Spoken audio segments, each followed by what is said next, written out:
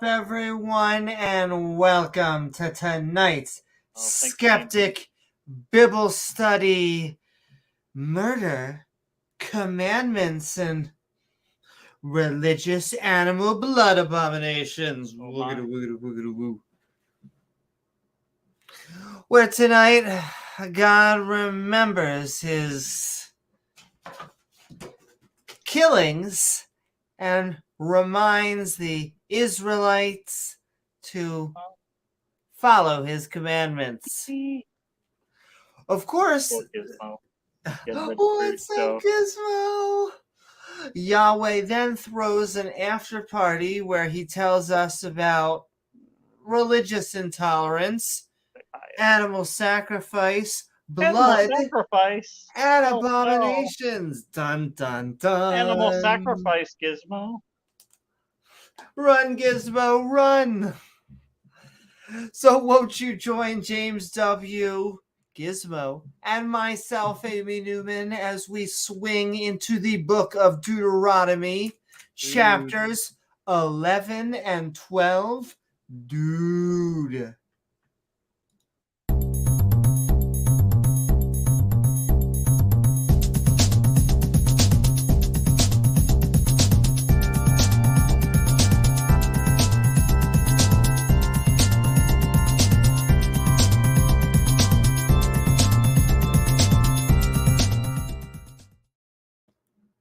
Woohoo! That's right. Get kind of disconnected from the idea of animal sacrifice. They just see it on words on paper. They don't think of it as actually taking an animal just like this and killing it so that God will not be mad at you for the naughty things that you did. I mean, if that doesn't just scream stupidity, I don't know what else. I know. I don't really understand the logic behind sacrificial magic, whether it's killing an animal or someone perfect, which is another weird concept. Don't seem to make sense. Scapegoat for God. Yeah. Exactly. Anyway. Yeah, scapegoat as a concept gets defended somehow by theists time and time again. They love it. It's not moral. You cannot shove your burdens onto, just like the burden of proof, you cannot shove the burden of proof onto someone else. But thank you, Intertubes. What is up? Please don't forget to like, follow, or subscribe. Woo-hoo! Because then you gain access to that bell icon, which when sent to all, will send you reminders to see our premieres and join our live streams. Can't believe they fit all of the internet through that one tube. It really will. We promise. Exactly. And all right, with that, we're going to have to hand it over to Gilbert, who's behind stage, and he's about to explain what we're about to read. Hey, Gilbert. Some of you may be new to this abomination of a study. These schmucks begin by reading each episode's chapters along with the annotations on the side for funsies. The hosts are a tiny bit special, so don't mind if they butcher or replace everybody's name with something completely horrible or stupid. However, the gibberish that spews forth from their face holes will still be an attempt at reading this book from cover to cover, which I'm sure has tons of wisdom or an insight on whether we can or cannot put things up our butt. If you have time to waste screaming internet memes at random strangers, then join the Discord. Or scream at them personally at your YouTube, Facebook, and Twitch streams. Finally, don't forget to support these idiots doing more lame shenanigans at Amy Newman's Patreon page. All right, schmucks, back to you. Woo! Thank you so very much, You're Gilbert. unmuted. Oh, You already did it. You already had your once. can you hear me? Unless it's Da-da-da. just me. I don't think I'm muted. I looked back and it You wasn't. guys hear Amy? Tell me. Wait, let me do a test. I'm in audio testing. Yeah, it looks like it's detecting my audio. I am sending love into the inner sphere. Sometimes we have to get summoned by Satan. This is our passport to hell, where we sell timeshares. And so we would just like to remind you that if you would like a lovely place near the Lake of the Damned, and you love hearing screaming 24/7, 365 forever, that we are indeed selling timeshares. But this reminder is actually ha. Thank you, Satan. A reminder to thank you not only Saturn, who's also 50% softer than Satan, but thank you, yes we can. Thank you, Gilbert. And this housekeeping, I always try to remember how Sam Harris likes to say it. This housekeeping is sponsored by our Patreons at patreon.com/Amy Newman, which helps us make even more fun content, including awesome Patreons such as Oz from the Atheist Round Table, and just generally speaking, Tang Gang Yo, Atheist Network Group, connecting atheists, because we do it #better, and we would be remorse. We would definitely be missing out if we did not give a holy moly, in fact, just a regular moly, but a really big one, to Oz, who threw us a 1K sub party and got us to 1K subs. And really, not only do I have to thank Oz and Jenna, I think we both have to thank all of our viewers and subscribers. Thank you so very much. Yes, we couldn't have done it without you guys and gals. We will keep on making awesome content. So really, just sending as much love as we can. You should go check out youtube.com/ fire hosing you guys to blow. Woo-hoo. That's right. Sending so much love and fire hosing or using something down to send love. A music stream last night. He was burning up the tunes. Yeah. And he makes good music. He makes good remixes, as well as I've seen him do his stand-up comedy, and that's really all you need to do to be a comedian. Open mics are opening up. Yeah. So sending love to Oz, sending love to the entire Atheist Network group, and of course, sending love to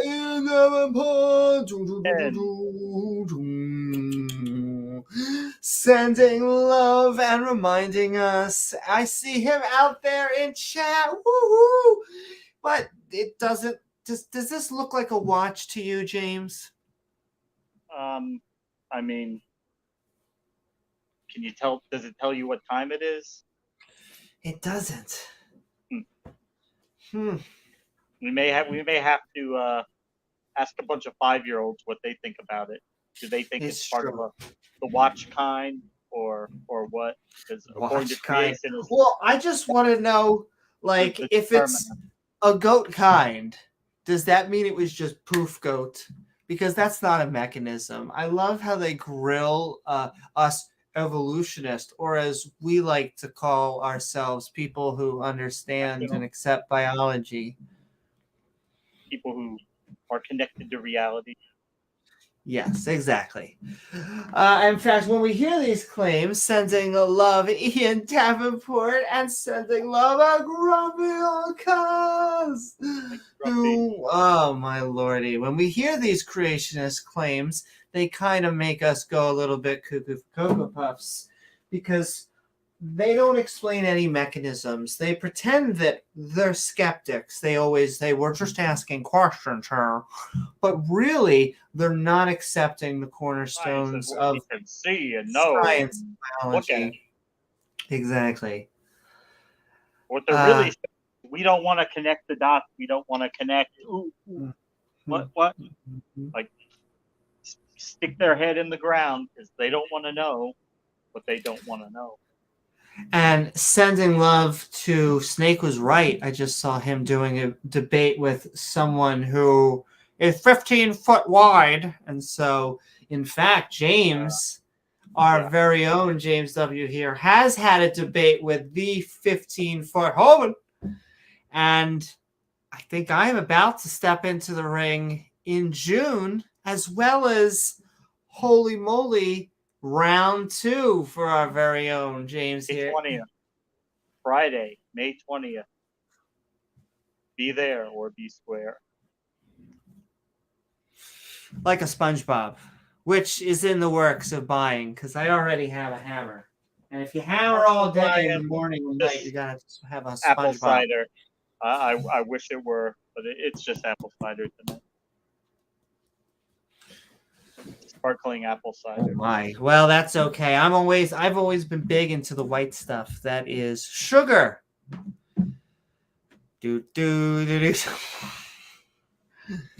I forget which comedian said if they found sugar nowadays it would be classified as a drug. But I love cookies, which is a Seinfeld. And also sending love to Diana Smith.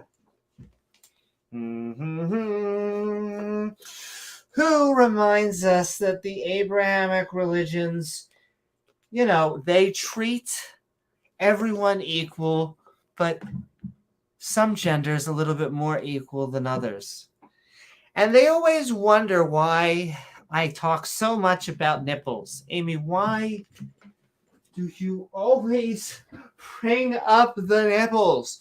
Well, that's because women evolved first from asexual cloning. But of course, they're always like, well, what is a woman? Answer the question. We know what sex is. We generally like to point out that there are, ways in which intersex individuals exist, and that by sex actually existing, that's where transgender comes from. But yes, sex, it's wonderful. You know where this came from, though? James, do you know what a big E word? It rhymes with evolution. Well, that's why I pointed out to Ken Hovind when I debated him that, all humans in the embryo, in their earliest stage, they all start the same.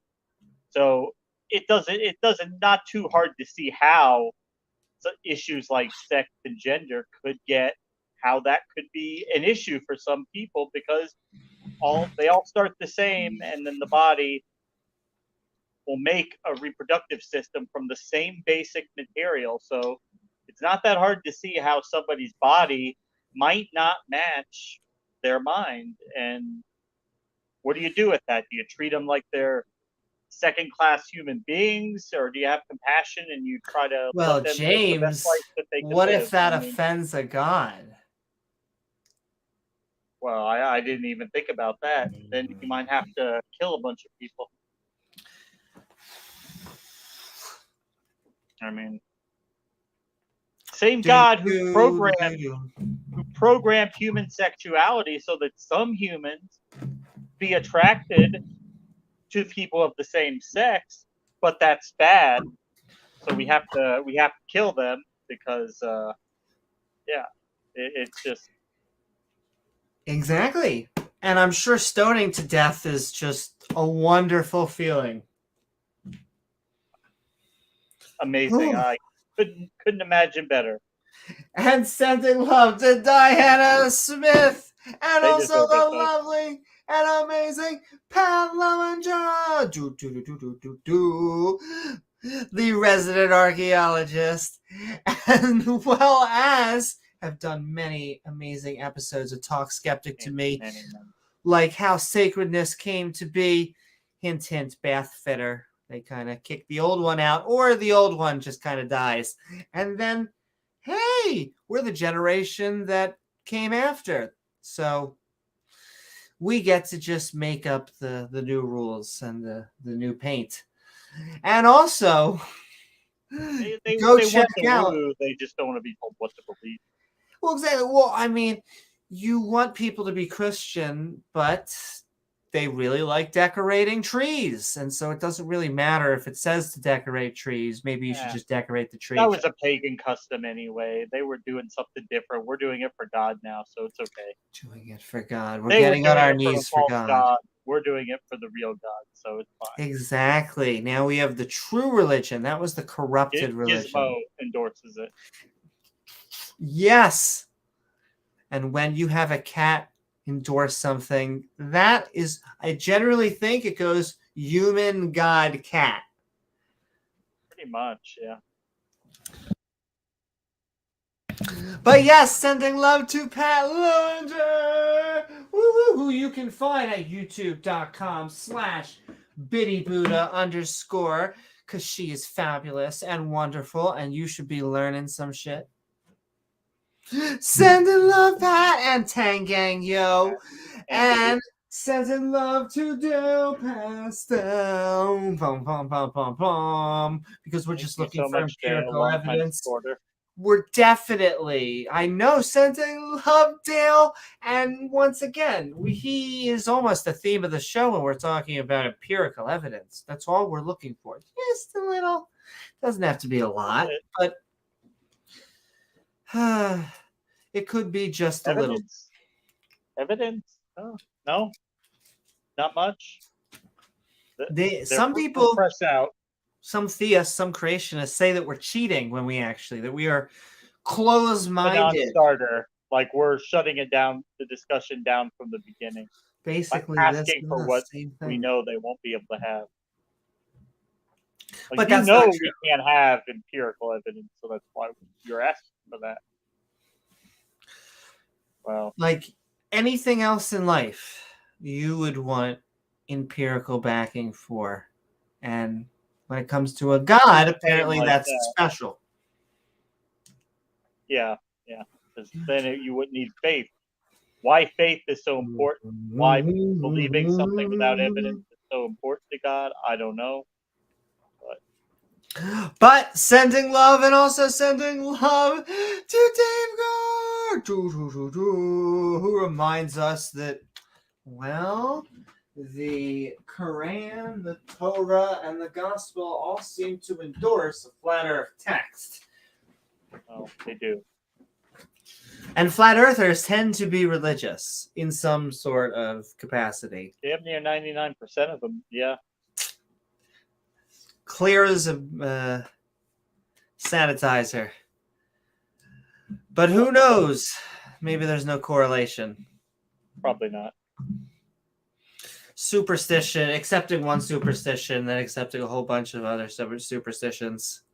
It can't help it, James. They eat them like Doritos or Cheez-Its. You eat one, then you just got to have them all.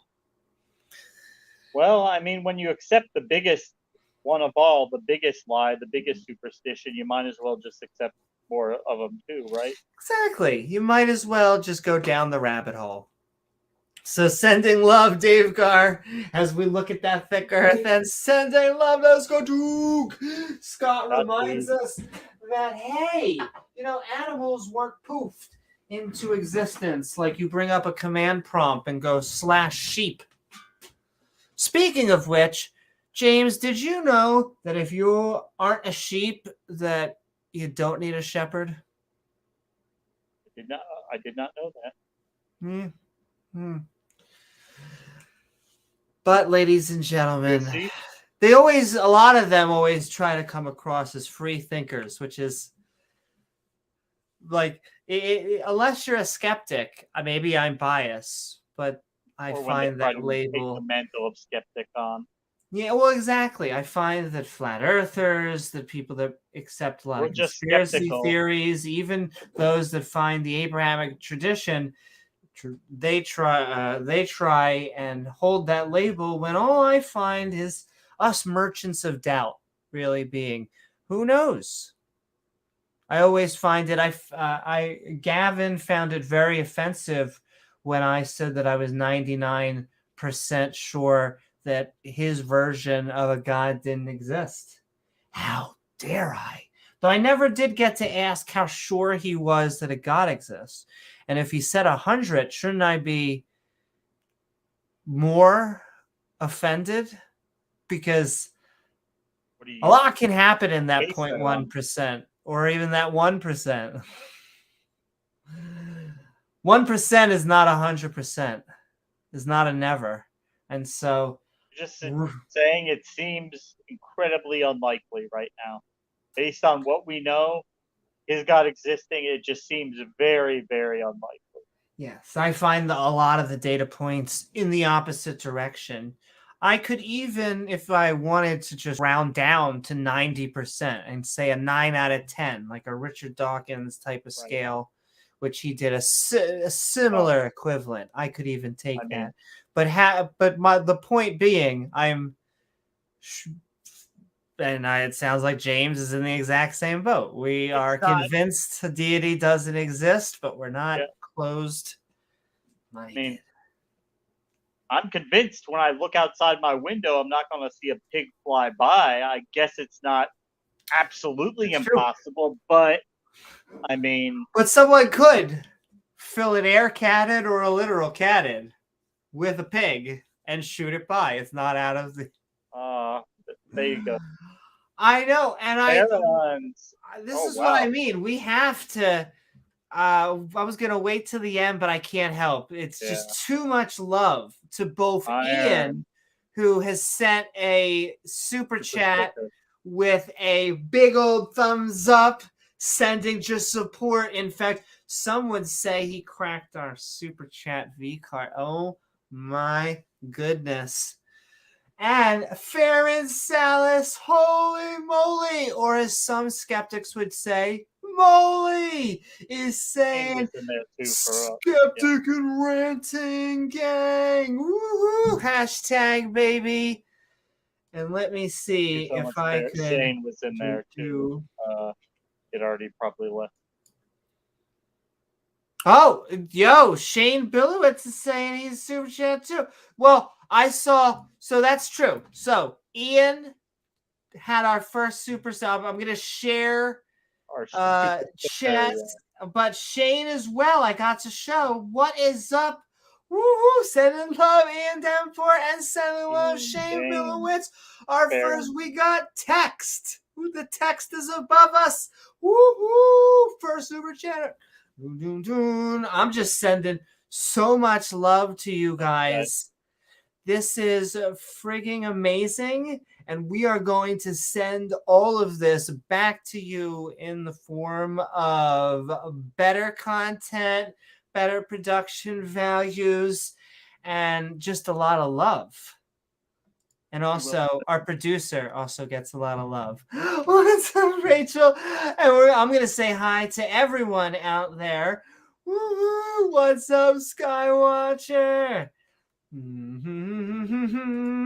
It really is amazing. I mean, James, it really is a milestone. It's subtle, and yet I do feel like we have to just metaphorically throw up all of our glitter and whatever we're having because confetti. Thank you. My brain, you could feel the cogs were rolling. The fireworks, oh my. Because really, I am sending so much love to you guys, the non-believer community. our allies, the people that just defend science, Viewers, and viewers like you. our And detractors. We still love you. well, that's funny. We love the detractors. We try and get them on. Right. I swear, some of the Sunflower, times Bubble. exactly. We can't get more people on because we might give too much time. They're like, oh my, I might be able to give myself a little bit too much of a microphone and I won't be able to, have good evidence for my claims. That empirical evidence. But we are sending love to Regis, who reminds us that we are on the Skeptic Bible Study tonight. We get very thespian. We always, James, it's basically another Fedora moment. Like, we talk about stabbing an interfaith couple, and new people might be like, oh my God, tie your fedora and your, I guess, insert SJW whatever card. And it's like, no. They're not a fan of this God and the other God being together, because you do the naughty with the other faith, and then, James, they're not going to start worshiping me anymore. You might start worshiping that other God, and that's a problem. Well, it's only a temporary problem, though, James. Wait, my God can't eat bacon. My God doesn't say anything stupid like that. You got to wear strings on your clothes. Don't make me keep on doing it, James. Bacon. Wait, I have to kill my gay sister because your God doesn't like it. I'm not there's killing a my specific sister. method you have to kill her too. Yeah. And you don't get these gays stoned. You stone the biblical morality. But sending love to Regis. He's sticking around as we get thespian, because thou shalt definitely, the God of love, once again, hashtag. And I saw her out there. We are sending love to her because she is amazing and fabulous and wonderful. Rachel.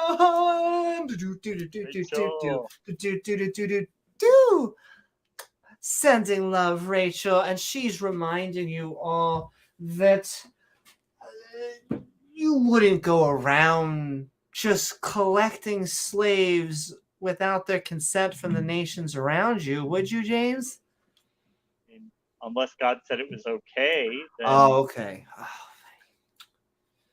What do we base our morality on anyway, if not for God, though? Exactly. No.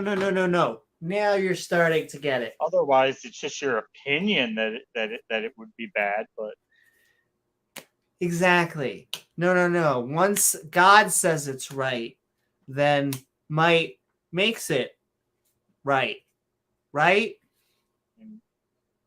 You could disagree, but you want to know where the complaint department is? Do we really have to go that route? Exactly. They wouldn't want to meet the complaint department. Want to make a complaint against the boss? I mean, come on. Exactly. She's shy, but she answers all questions. I mean, cracks a few skulls down, then, if some would even say it's a whole-blooded logic. But yes, sending love to Rachel, who we can actually prove exists, unlike... She is verifiable. But they're always like, but that's cheating, James. It's cheating. Why would you want that? You need to use 1,000-year-old tools. God wants to hide himself from you and then punish you for not thinking he's real. Oh, okie dokie. That makes sense now. Yeah. He will conceal himself from you and then punish you for not knowing that he's real. Exactly. It's like, and once you do have the evidence, once you are burning, then the fun begins. Surprise! It doesn't matter. And that's right, dog. I will say, Jesus, I did find him. It was a spiritual journey, but my yoga teacher has been fantastic, and I would say it's been a second coming. What were we talking about? Anyway, sending love to last but not least, Senator Cato! Woo-hoo! Senator. Reminding us that unlike in our description that you'll see tonight where the Bible loves to bring up injustice, Senator Cato wants to remind you that, well, the separation of church and state is basically one of our mission statements because that's what matters. Secularism. You might think exactly that, oh, we're just pushing a bunch of atheism and trying to normalize it. You're correct. But okay, put that aside for a second. Another important thing is that secularism, it really matters to you, or at least it should, because a secular system allows all religious denominations and none. But, you know, when it comes to yours, you can have it. Go out. They're always like, oh, but we can't pray in schools. No. Your child can pray in schools. Children or teachers don't lead prayer anymore unless it's a private school, which you actually can have. But in a public education system, if they want to pray during recess or lunch or whatever the hell, they can. Just no. My science son teachers got to teach science. Go up to the front of the class and pray with all the kids. Well, I mean, that's kind of endorsing prayer, right? Even if they're just allowing the student to go and preach, which is not meant for. No, it's exactly. It's an endorsement of whatever religious denomination. And even if you would say, well, it's Christian. Well, is it Catholic? Are they pushing that instead of Protestant? What version of Protestantism is it? Yeah. I mean, honestly, nice, clean. They like to use that metric with a purity metric, but it's just simple secularism. Let you do whatever you want, including not. And all right, I want to thank you to all of our Patreons. You are who make this possible, including that housekeeping, where we can wrap that up with, once again, holy, holy moly, or just a regular natural kind. We hit 1,000 subscribers, James. We're going to be doing 1,000 subscriber stream, upcoming party in celebration. We are you guys just gathering the cake. Tell us how great we are. Well, really, in celebration of how great you all are. We'll talk about you guys are, yeah. Whatever you guys want to talk about. I think we'll just do the hits, as I like to say, and James like to say when they're talking about Moses. We're talking about the commandments tonight. And why? Well, because he keeps on bringing it back up for whatever reason. You got a deity, and he really likes to make up commandments. And just because he made them up doesn't mean he's not going to go back and remind you guys of them. That's true. Because these commandments, they're so good and so obviously they make so much sense that, you know, the people have to constantly be reminded of them, you know, like taking your dog's face and showing it its poo. God's got to constantly do that with his people because he's an asshole. Oh, I mean, he's an asshole. Because they're a stiff-necked people. They just don't get it. They don't get how amazing his commandments are. They just want to do what makes sense to them and not follow his amazing arbitrary rules. That are objectively good and can never be judged thousands of years later by two schmucks and an entire interwebs. Well, I mean, Amy, God is not mocked, right? Exactly. Except tonight, sending love, Rejos, and our entire Twitch community. That's right. We are out there. No, he's not mocked. And with Gizmo sending love as well as showing up on there once again. Tangang Yo. And Thank you, Farron. And I'm sorry, Wilson, $2. It's just a little airborne. It's still good. What's up? I actually have, I don't think it's on me this very second, but I have a Wilson doll, like a recreation, because I just turn into Carrot Top when it hits midnight. Woohoo! Send in love, y'all. And all right, we are about to get started. We'll keep on sending love to everyone out there, but during our Skeptic Bible studies, we do try to greet everyone on screen. However, if you want your specific thoughts, questions, or one-liners read out loud, help us find your comment by tagging James W. or myself in chat at Amy Newman. After the chapters are done, we will be switching into a short open mic so you can tell us face to face about the wisdom we just experienced. And hey, if this is your first time to the series, you may be asking, what version of the Bible are we about to read? Why, what a fantastic question, which brings us to our categories. Categories, she says. Before we Yes, she begin, did. I'm going to start by going over the specific Bible we'll be reading, along with some helpful category marks. Categories, you say? Why, yes I do. You see, we're going to be reading from the Skeptic's Annotated Bible, an entire King James Bible lovingly fawned over by a skeptic who decided he would add his own notations. These are little flagpoles of sanity put in use to remind us that, hey, maybe slavery is evil, including categories like absurdity, injustice, and cruelty, but also a good amount of intolerance, contradictions, and conflicts with science or history.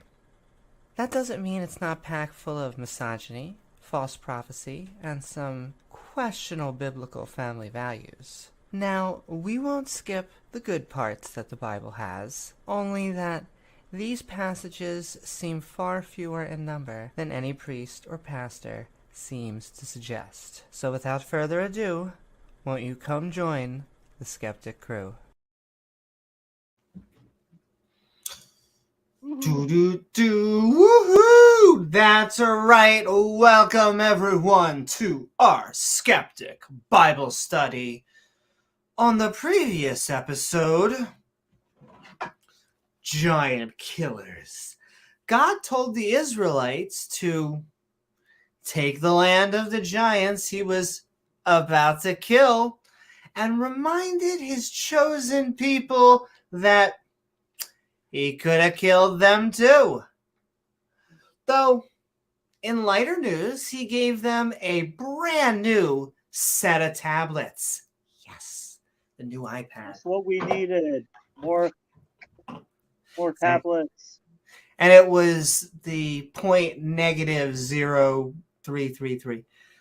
In this episode, murder, commandments, and religious animal blood abominations.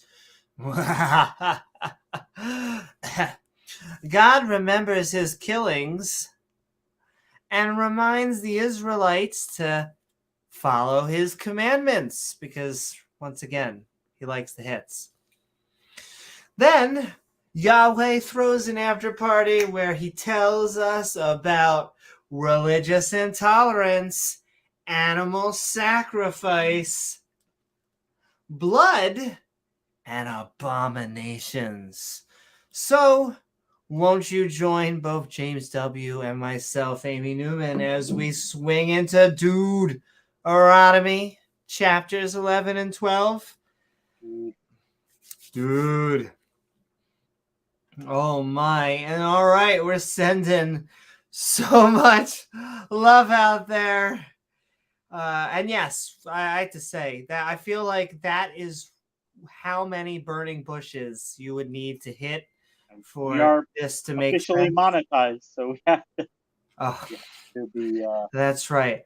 Well, and it's funny that the automated system does have some fun, and that's true. We are monetized. That is crazy, crazy. But we're sending love to all of our atheists and theist brothers and sisters out there. See, but James, we're also a late night podcast. But there's nothing wrong. I just like, long open mic. What's wrong with that? Anyway, welcome to the book of Deuteronomy, chapter 11, where we are remembering God's killings because once again, hashtag the God of love. And so it starts off with this category right here, which is killing.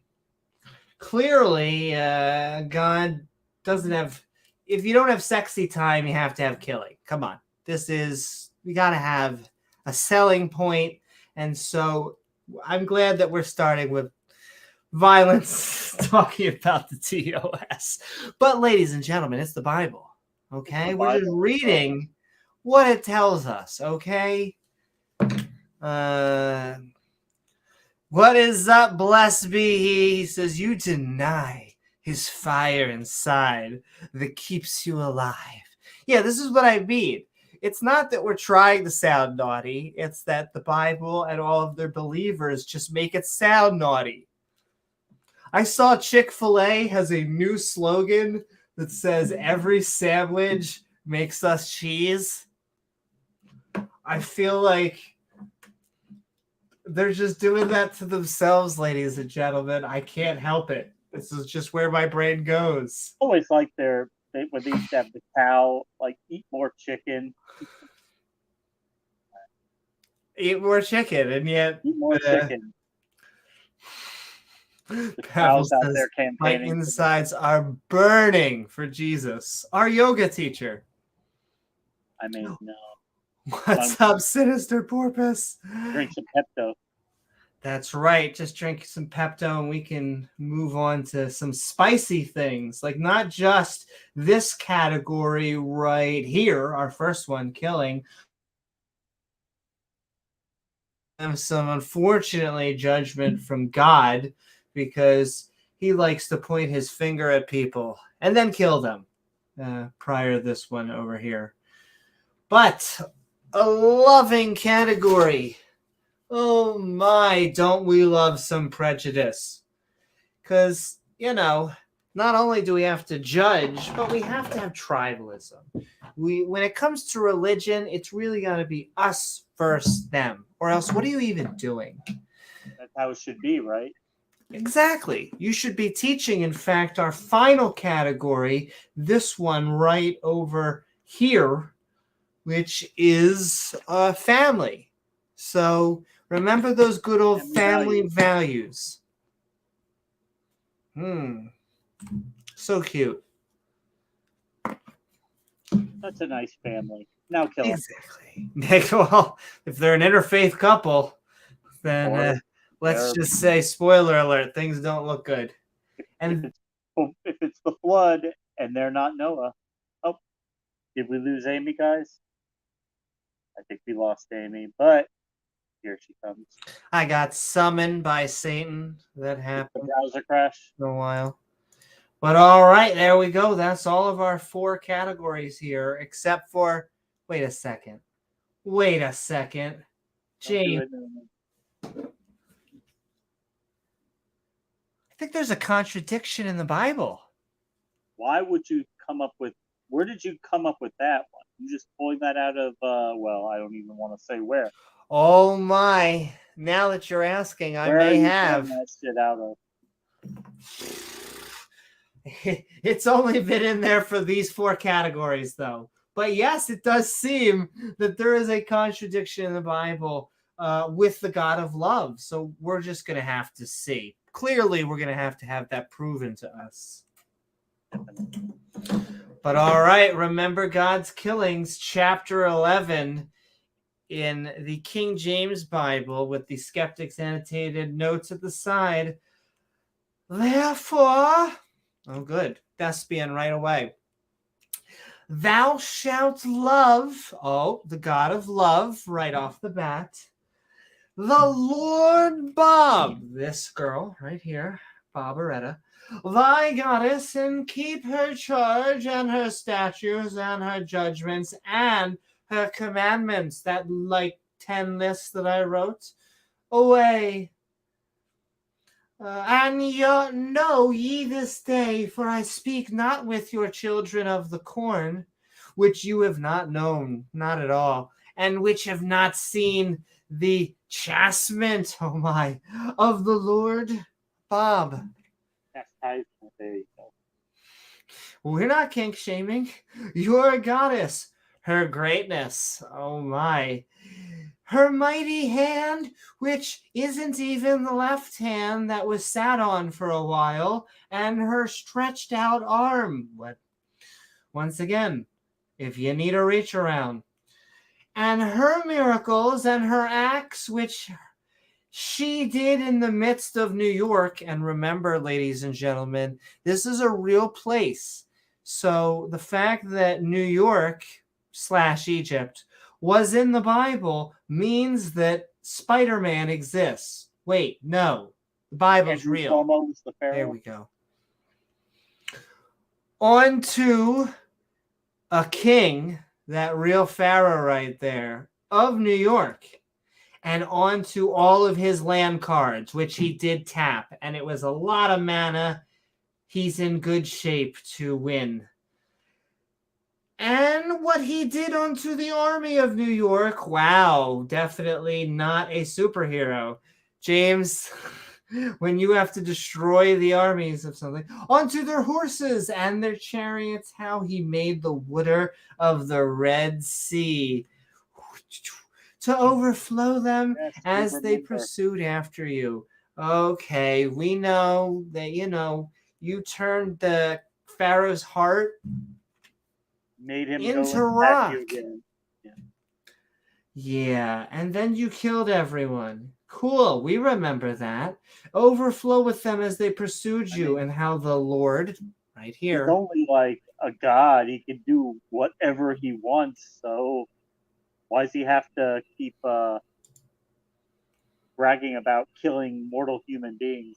Yeah, it is kind of weird that he has to keep on bringing up his trophies, and that his trophies also tend to be humans. Like, yeah, no, we know, God, you can kill anyone at any time. We get it. Thanks, God. But they love when you say, don't you fear God? Don't you love to fear and be in the corner while this God screams at you? Not really, but thanks. Yes, all right. New York, it's a real place. Red Sea that overfloweth, that never happened, but let's pretend that it did. Have destroyed unto this day. Also, what have we been speaking about? Moses continues his instructions to the Israelites, saying, love God and obey his commandments, basically, or else. Remember what God did to Pharaoh in Egypt? How he drowned the Egyptian army? Yeah, we all know that part. That's what always comes up in visual effects. And what he drowned those fuckers. He got them good, Newman. He did. He kicked the crap out of a bunch of people that had no choice but to follow the Pharaoh's commands. But cool. And the firstborn sons, remember that. They also died for no reason. He's like basically bragging, I killed a bunch of kids. Remember all those kids I killed? God of love. Remember the God of love. I killed a bunch of kids. I'm basically like, who's that? Adam Lanza, but on steroids, like a super version. Well, they bring up all of the worst dictators in the world. I don't understand why they would want to live under a celestial dictator. And holy moly, or really a moly, Dave Gore for $2. Congratulations. Be proud of what you've done. Dave Gore, thank you so very much. We are not only proud of what we have done, we are proud of you guys for just We've done it without you being the guys. skeptic and ranting community. It has really felt like we have been growing, have been having fascinating conversations, while also, if I dare say, giggling. Which the Bible's known for. Bible's very much known for Try to take giggles. some at times very dry, at times very complicated, at times very terrible content, make it palatable and put it in a form that's easy to understand. Exactly. And you know what? One of my big hopes, I think James's big hopes, is that, and you never know what chapter it's going to be. That's why we're going right in a row. The goal is to cover the entire Bible, and now they're being categorized well. So if you need to find what chapter you would like to have, or you're having an argument with a theist, a creationist, and you would like to have a King James version, but a skeptic spin on it, we are going to have that for you, because I think we read it more than the theists. I think there's a reason for that, because once you start to dig into it, once you start to read it, you start to see how silly, redundant it is. And I hope that just how we are, they are able to transfer some of that horribleness into beauty. Like, oh my God, he's our Lord and Savior. We would, sacrifice ourselves for our religion. I hope we are able to transfer how dry and dull some of the Bible is into something once again to giggle at, because my lordy, there is so much silliness, as we're about to find out. So thank you so much, Dave Gar. Thank you so much, everyone. We are in the process of having channel membership. And with that, we actually are going to be giving not only emojis for just James and ourselves. I can't help it. We're going to be making emojis of all of your favorite creationists. And so we're going to be voting, and I'm going to be doing at least a half dozen, and then we'll find out what the next dozen will be. Ken Hovind, yeah, I'm trying to think. A Darth Dawkins, a Mr. Batman, a what is Mr. Kalam? Well, you think it'd be LPP, but it's William Lane Craig, exactly. Just a whole bunch of Gavin, do a Gavin. Just because they're fun. I love all of that stuff. As you can see, I love all of the graphic design aspects. Me and Gizmo work tirelessly on this stuff, so we're going to add more and more because we just freaking love it. And unlike the Bible, we can actually edit this stuff and get better and more fascinating. Exactly. And all right, enough of us blabbing. Let's get back to blabbing, but mostly about being on topic. Sending love, everyone out there. We were reading Deuteronomy Chapter 11. We're in the 5th book of the Bible. There's 66 books, right? Wow. But I love it because we go in depth. 2 or 3 more years to go. Exactly. We'll eventually get there. Ooh, but, maybe the second coming will happen by then. Most likely. And what he did unto you, that sounds like you need an officer around. And what he did unto you in the wilderness of sin at RuneScape when you were PvPing and you lost all your armor. No! It's okay, I have backup armor for you. Say that again? It says he on the registry now too? Oh my, maybe. That maybe have just lost that case. Is that what you're trying to? Whoa, what are we talking? I'm not talking. Until ye come unto this place, what you did into the wilderness. Oh my, and what he did unto our favorite person in the Bible, Danathan. What he did to James, what he did to Danathan was terrible. How dare he, Danathan, him? It was terrible. And not Abraham, but his close cousin Abram. Not as well known. Has a channel on YouTube. It does a podcast Remember, just like here, but Abram was the original name, then he changed his name to Abraham. he did too. The lesser well known. The sons of Ella Bubadub and the son of Dave Rubin. How the earth opened her mouth. Oh my, now we're getting somewhere. And swallowed them up. Once again, I thought that was a different podcast, but whatever you're into. And their households and their tents. And we're not, hey, if you whatever problem you got, that's it might. And all the substance, once again, we're not narcs. You do you. That was in their possession in the midst of all of Israel. Ishmael. Woo! Do. And all right, we're moving along because apparently we're killing people, or he was making threats. But it's not just enough to tell you how awesome it was to kill people. You then have to remind them to obey a bunch of laws because people love laws. Oh, especially the more arbitrary, the better. Like, Exactly. when they're just not based on anything connected with reality, it's just because I said so. Those are the best ones. Those are the best types of laws, the ones that they'll remember for thousands of years. Don't be gay because I said so. Yes, Oh. or else you know what's going to happen.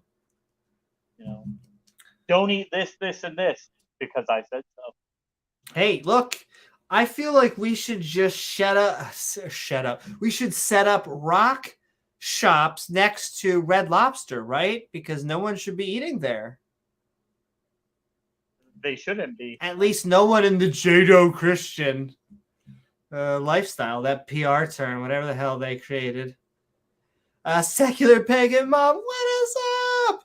Oh no, someone said the curse name. What a time to come in. Lol. Hello. Guess all in chat. What is up, secular pagan mom? We are sending so much love right back at you. That's right. We need to eat our bacon wrapped shrimp.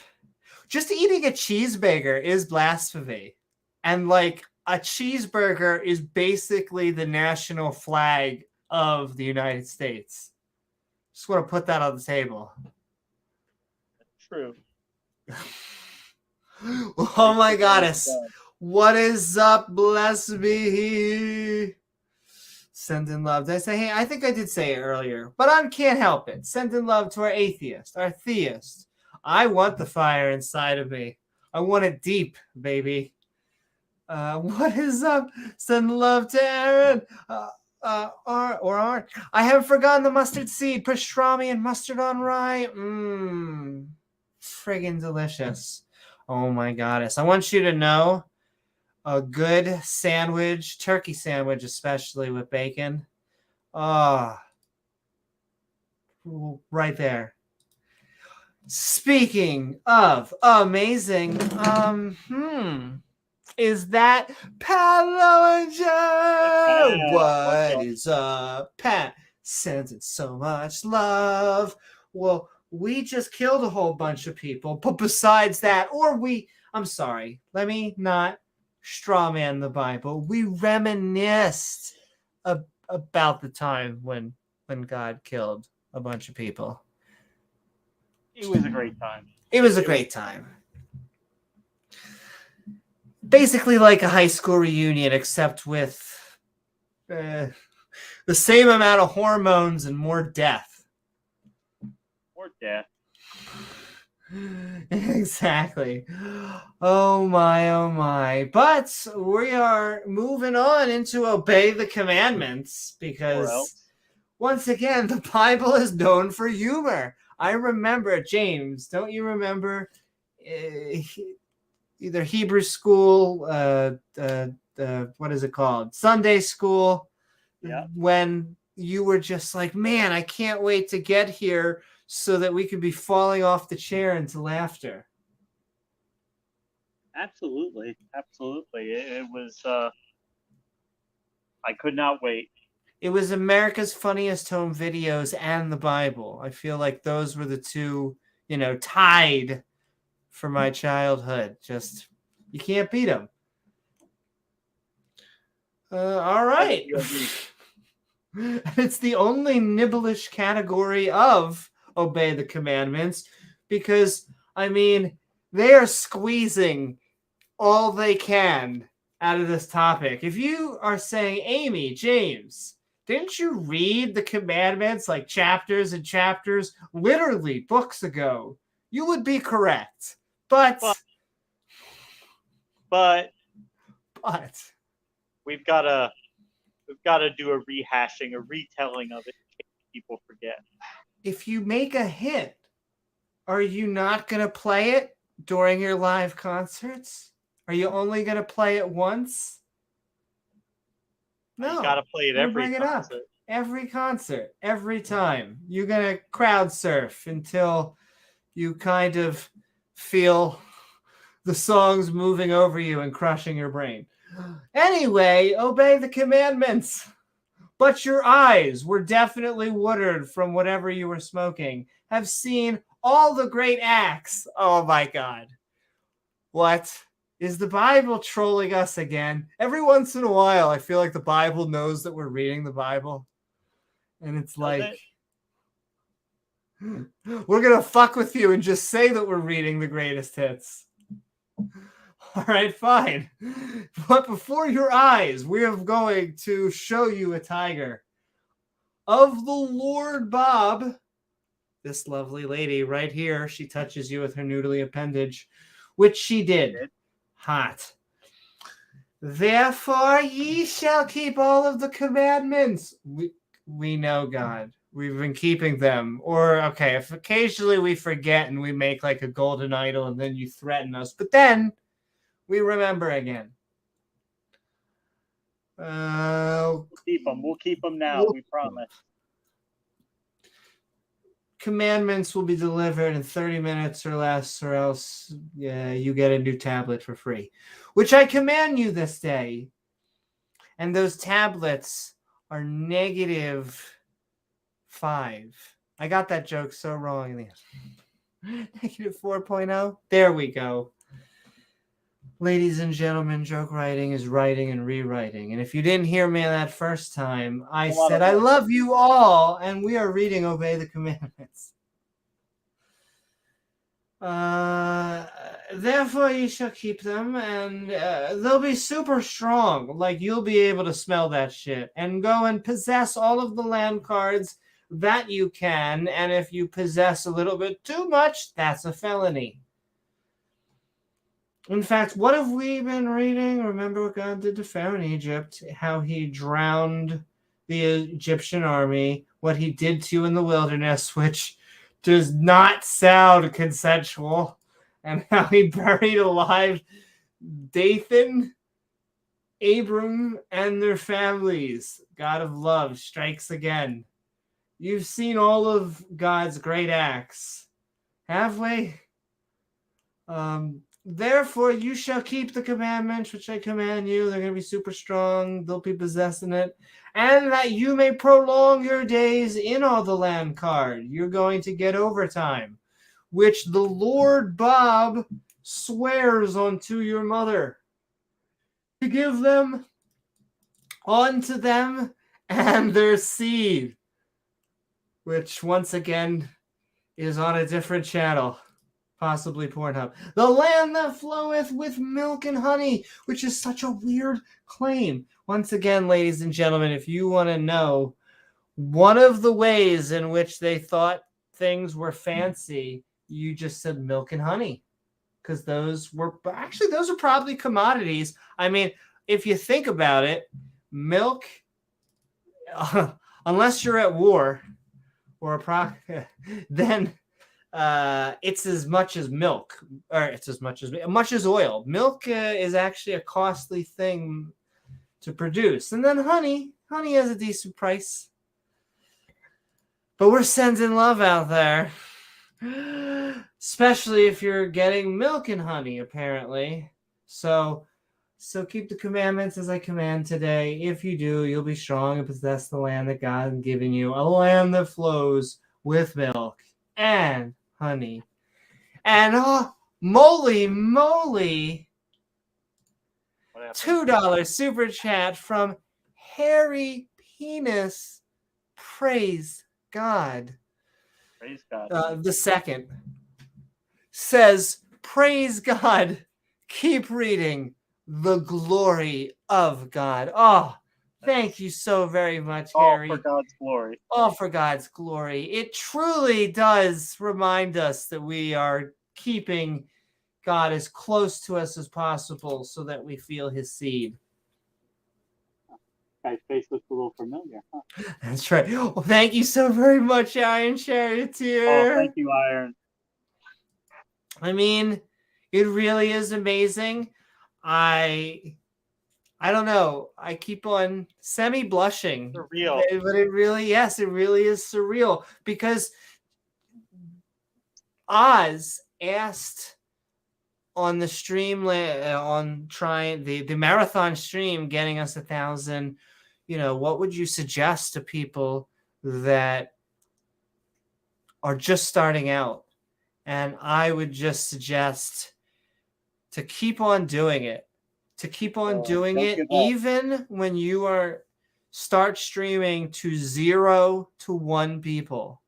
Woo! Thank you so very much, Secular Pagan Mom. Oh my goddess, we are just sending so much love. I do have to give me a second, ladies and gentlemen. She's sending a hot dog super sticker. Doon, doon, doon. Well, I mean, that's kind of on topic. We're listening to, he's sending all of his seed. God, specifically Yahweh, because Secular Pagan Mom is just sending all of her love. She's like, I had to give a sausage. Woo! Oh, we definitely understand. That's right. God's glory holes are always open because they're holy. That's why they have their name, right? That's where they get their name from. I'm pretty sure. Funny, that's why Martin Shore. The term manhole from. Exactly. Exactly. It totally is the topic. Listen, I would not argue anywhere else.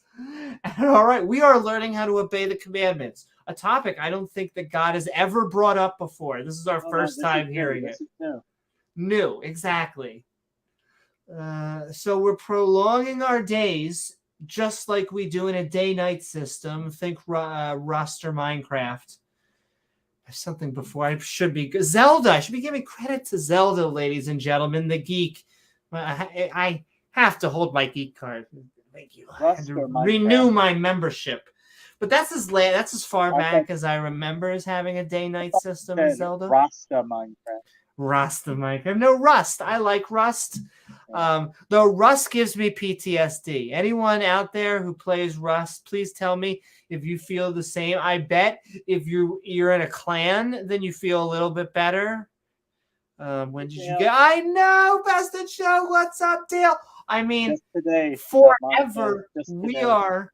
And it's funny, you don't get to use the term forever, but often. But I mean, we have to thank our brother from another mother. We have to thank Oz and the entire Tang Gang, the network group, and Jenna, the fabulous, wonderful, and fantastic Jenna. What a great couple. What a great couple. Amazing.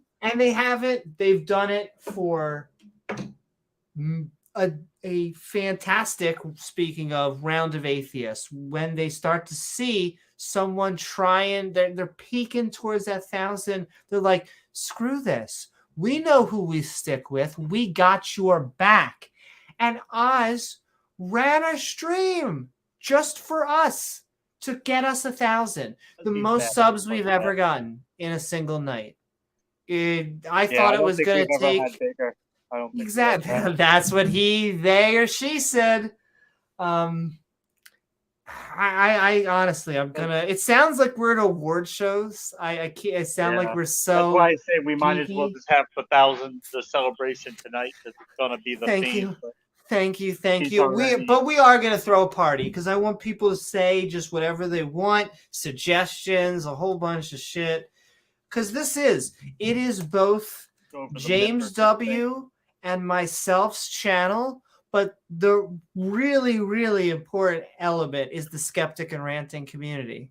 That really, if I could, there really is no Holy Spirit, but the Trinity of it right there. So sending love just to everyone You out also, there who has made it possible. Dale, a longtime supporter who's always been Exactly. encouraging and a longtime Patreon.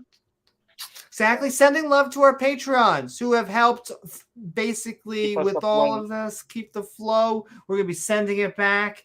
What else do I was going to, well, you know what? I will bring up. I'll remember it. We got Ian again sending so much love, is sending a keep it up super sticker. We are pumping just one subscriber, one follower. If you're on Twitch, we are also going to grow our Twitch community. Sending shout out. If you like chatting, we are looking for more people to get on there. I'll send the link in there. But another longtime supporter that I don't know how else to say, but Ian, we are sending love. I think I can speak for James and I both. When $50. And honestly, say it on Oz's stream. I think we say it on here. We don't schism. We don't holy war. Doesn't matter if you're an agnostic, an atheist, an agnostic atheist. Any of the, I've seen many. If you're an agnostic theist, we are just looking really for people that are under the skeptic label. Whatever you call yourselves, whatever. Oh, Regos sending so much love. And Regos, tell me if you're a mod on there. I got to mod your butt. I think you are. Take a look out there. Because we really just... Oh, I see Maria out there in Twitchosphere. We're just sending so much love out there. Dog says he's not on the Patreon. Is he not on the Patreon list? Dog not on the Patreon list? Well, I'll send love. It depends on what tier. Now, we have different tiers depending. We have like a tier that does shout outs credits on the beginning. We have tiers that do credits. We have tiers that will get you invited to just our Discord as well as our new show that's going to be incoming, because we're going to have Patreon only shows that only the Patreons can see live. They're going to be able to ask questions, but we're going to record it and premiere it on the channel so that everyone can watch it if you're just a viewer or a subscriber. And that way, ladies and gentlemen, it's just the non-believer community helping the non-believer community. We all having more fun. And Amy, a reach around. Oh my. That's right. We're going to have, like I said, channel. But not only, I want everyone to make sure that they feel like they're getting what they feel like. So when they help us, I want to help them right back. We have a specific show, and I'm in the process of making an ad for it called Talk Skeptic to Me. If you are on a decent tier, we will work with you and produce a show with you once a month, because we want to get people out there who have expertise either in academia or just in the field and know what they're talking about. We want them to come on. That's what he, she, or they said, and talk to us about it. So once again, if you're a Patreon, please look at your tier, see how much time that you get, because we get more you support us, the more we want to support you. And come on and talk to us. And that's just going to be viewed for everyone. Because once again, we don't want to, if you don't have any money or times are tough and you listen to us to just get through your day, to cook, to you're out there shoveling snow, we got your back. You are part of the Skeptic Ranting community. You always will be. And so it doesn't matter where you are. We're sending love. But enough love for the moment, because we're going to keep on sending love. I can't help myself. Let's get back to obeying the commandments and sending so much. Let's see. We were getting milk and honey. We were talking about how amazing milk and honey is, which I guess is the gold standard as far as Bronze Age wars. What is up, Robert? Oh my, another longtime supporter. Robert says late. I just like to say on. You are never late, Robert. You are always. I used to say, you get here when you get here. We're just sending freaking love.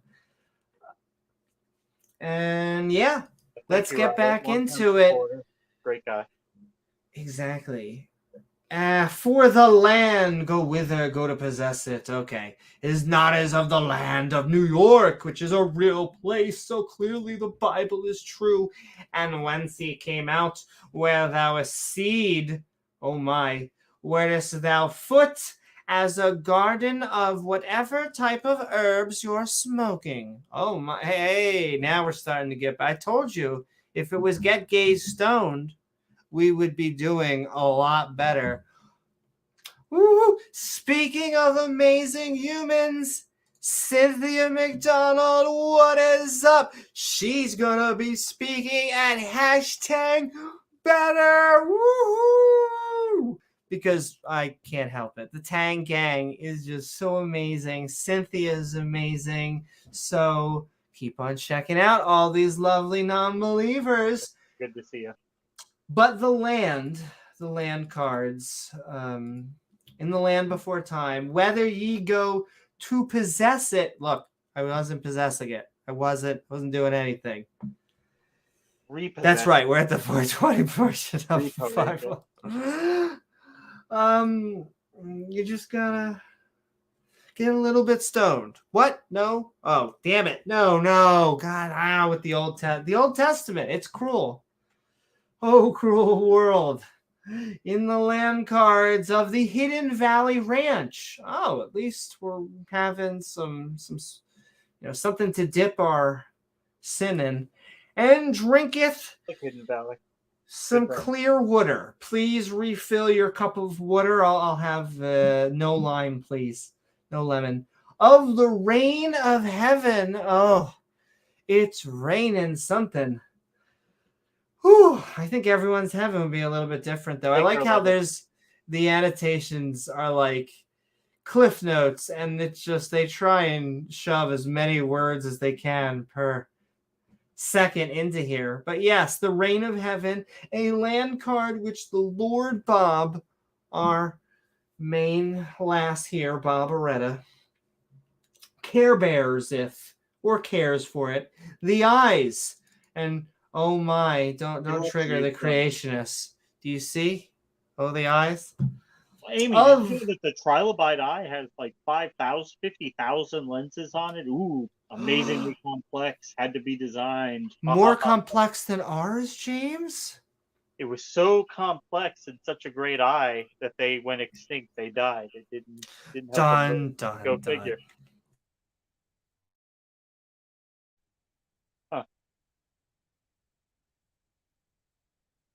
Because I mean, you could never take one lens and then just make a bunch of copies of it. Had to be designed. Yes, that'd be terrible. My God, right?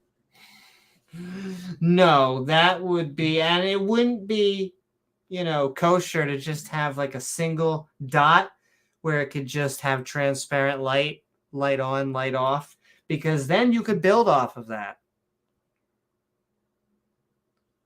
I always love how the eye seems to really upset them.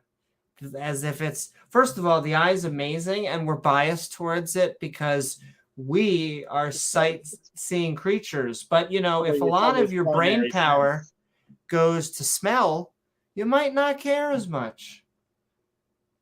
Or, I mean, we know that those other animals that can sense heat, we can't sense heat, so what that looks like or feels like in their terms of their brain, I don't know. I don't know. Is something they pick up on in their visual cortex? I don't know. Ask a brain bug about that, maybe. Oh, I miss Brainbug.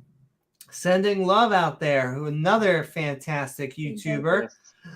And a lamb which the Lord, okay, we're care bearing it with our eyes from the beginning of time, even until the end of the year. And then I'm going to have to ask you to do a new subscription. Damn it. But okay, if you must. And it shall come to pass, which kind of sounds a little bit painful, but okie dokie.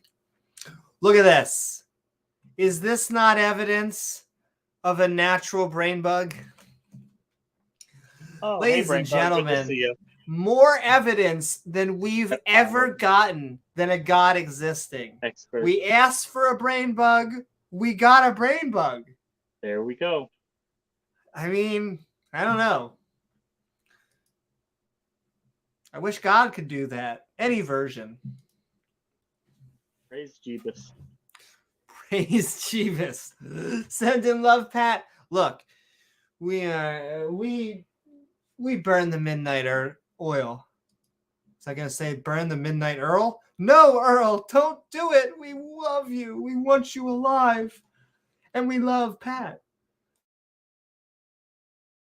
But we are slugging through all of this And wisdom. another long-term supporter. Thanks, Pat. I know. Love you. We are sending love to Pat. And as he goes, tucks himself into bed, we would be remiss. Remorse. One of those are words. If I did not send a shout out to youtube.com/BiddyBuddha_. I think you could go there and learn some shit, maybe. Learn some shit. They're a great combo.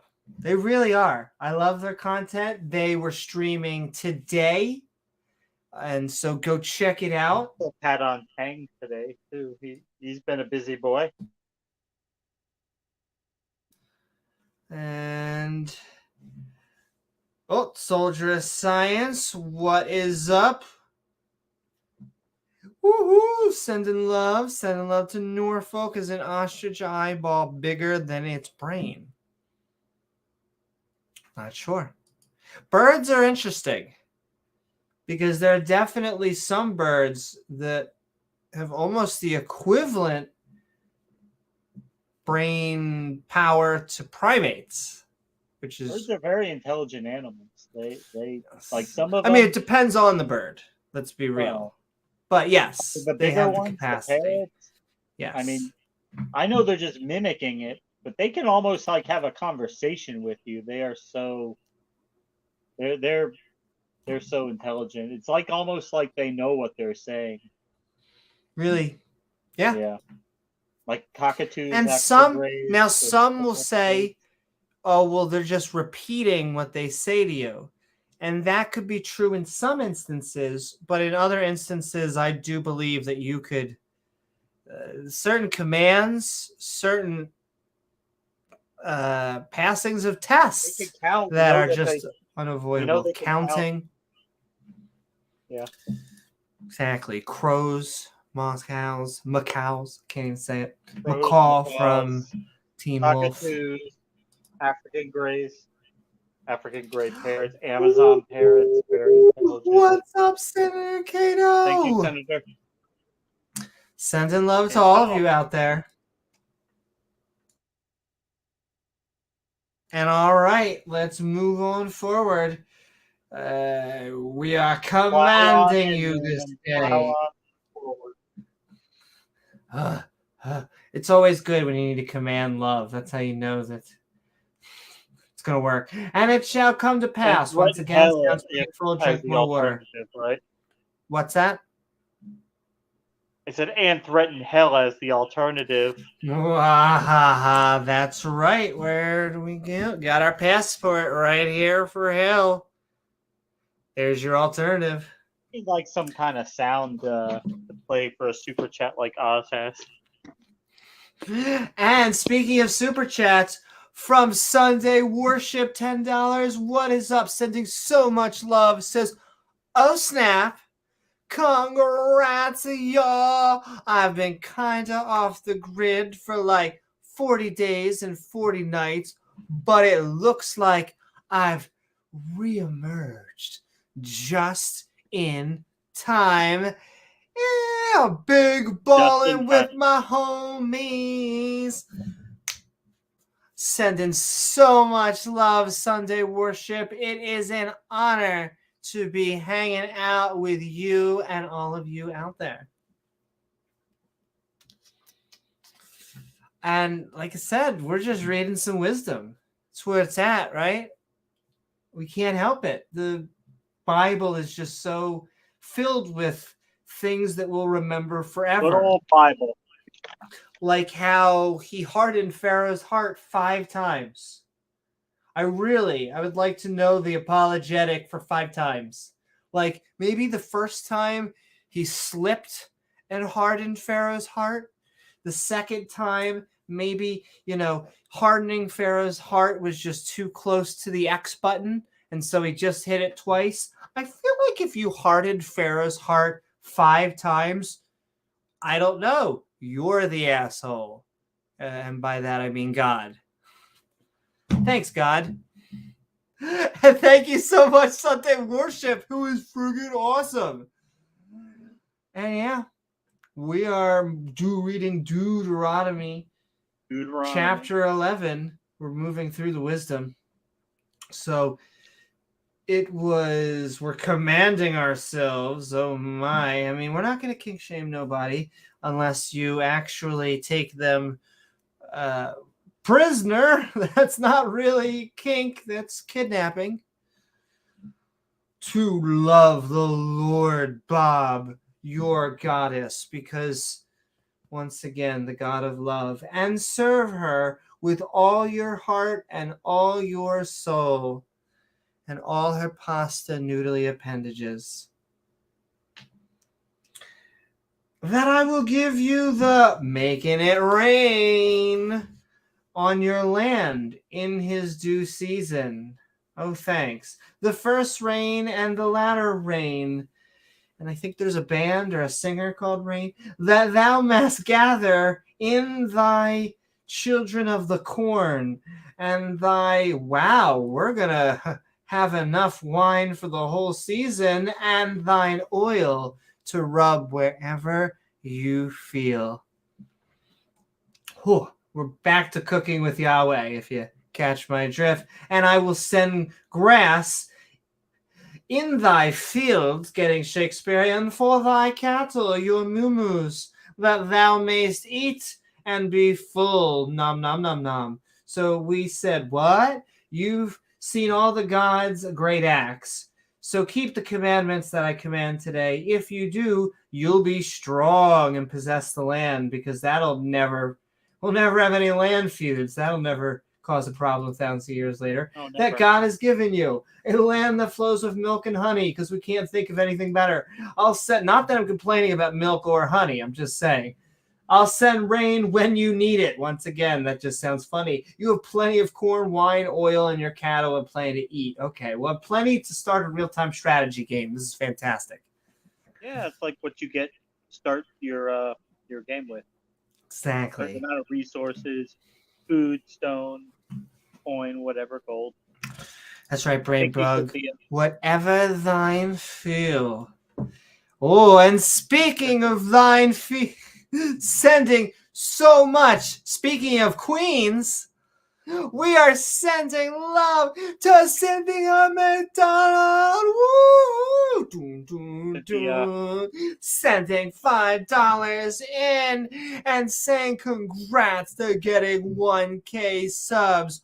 Also, I am selling JB Space Shuttle tickets to hell on a discount, gasoline included. That's right. Now I feel like playing Highway to Hell. On a highway to, is that so much as TOS will allow me to sing? Get a copyright. That's right. But hey, that's the only God we can prove, except this goddess right here, Cynthia McDonald, who will once again be speaking at hashtag better. Woo! Tickets on sale now at event. And once again, we are always just selling tickets to hell in the lake of the damned. Secular. But those are never ending. You said something secular? That's right. See, we have to be ready to go straight to hell, because sometimes Satan says, or we should say, not today, Satan, but sometimes you say, does tomorrow work? Can And then you Bob fit Larson me would in say, on Tuesday? maybe. I know. All right. Today, Satan. But not Cynthia, once again, who is a goddess. And sending love to all of you out there. We would never blaspheme the good book, because it's good. We haven't gotten to the good part yet, I think, because this is the old. So this is the part that we get yada yada, just the Old Testament, even though I'm pretty sure they're supposed to follow all of this. They're still, yeah. Wait. Gotta love ACDC. I do. In fact, they have another song that just gets like the Thor stuck in my head, even though it's like it has nothing to do with Marvel. Yeah.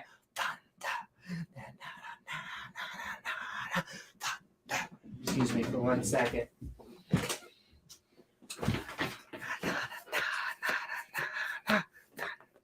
Okay, we're good. Air guitar, that's Thor right. guitar.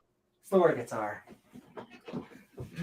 But we are Skeptic Bible Studying. I mean, on all this wisdom. All right. We are take heeding to ourselves. Oh, you're giving us a warning? Spooky. That your heart not be deceived and ye not turn aside and serve other gods. Because I'm like kind of a jealous God. And worship them. All right, we get it. And then the Lord Bob. Larson? Exactly. Barbaretta Larson is her full name. No, Bob Larson's a man. He's a male. Man, how dare you? God gave him a penis, Amy. A man. That's he knows right. how to use it, too. Just like Mrs. Batman. Who are we talking about? We kindle. Ooh, we're kindling things, are we? And the Lord's wrath be kindled right up against you, and he shut up heaven, and there be no rain, and that the land yield not his fruit, and lest ye perish. Kind of quickly, hey? It happens. There are pills for that. From off the good land that the Lord Bob giveth you. That's right. Thunder.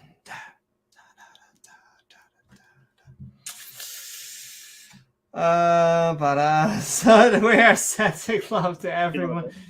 And the land. So we got fruit of the loom, not fist fruits, though we can include those too. Therefore she shall lay up these words in your heart and your soul, and bind them for a sign upon your hand or a reach around, that they may be frontlets.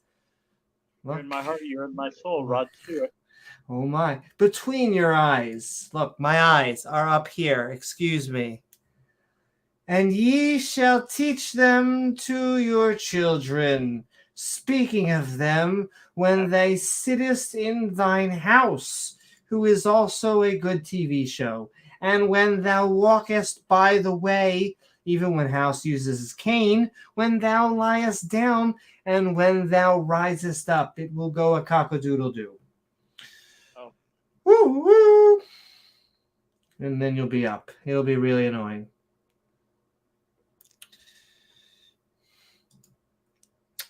Yeah, a little bit seems to be. A little bit. As Titchens would say, a celestial North Korea. And thou write upon thy doorpost, and spread blood, or is that spoiler alert, of thine house and above thine gates. Have more the Moses event, that your days be multiplied, and the days of your children, which the Lord Bob swears up and down that this pizza is amazing, or your fathers gave to them as the days of heaven. Oh my, this is heaven upon earth. Oh, they tried cheesecake for the first time. Okay. Oh, hey, I get you. Speaking of that, there's a video on YouTube of like people from like the Middle Eastern countries like trying cheesecake for the first time. Like they've never had anything even like it before, and it's just like fireworks in their mouth. I would understand converting to cheesecake at that moment. I would understand. Yeah. I would almost open a factory for it. They're so good. But we're sending love. So we're multiplying days. We're swearing unto the fathers. Swear unto me, Daddy. For if ye shall diligently keep all the commandments, we get it, which I command you, which kind of, you're going to command me to do commandments? I mean, that makes sense, I guess. I know, all of them, not just the 10, the 600. Not just the top hits. Oh, try the left-hand pit. Secular. Cookies and cider. Oh my! I think she's got. Looks like my right, but this is my left. Oh. First of all, I will join the dark side if they have cookies. I consider myself, like to do good for others, but cookies? I don't know. It's hard not to be tempted by the Sith. But yes. Then we will, oh my, here comes the God of love.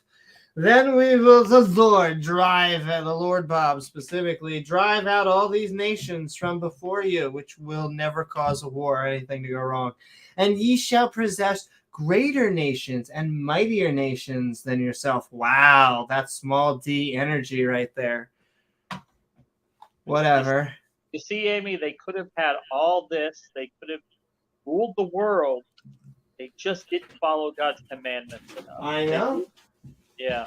Could have had all of this, but they couldn't follow God. That's a shame. Really is a shame.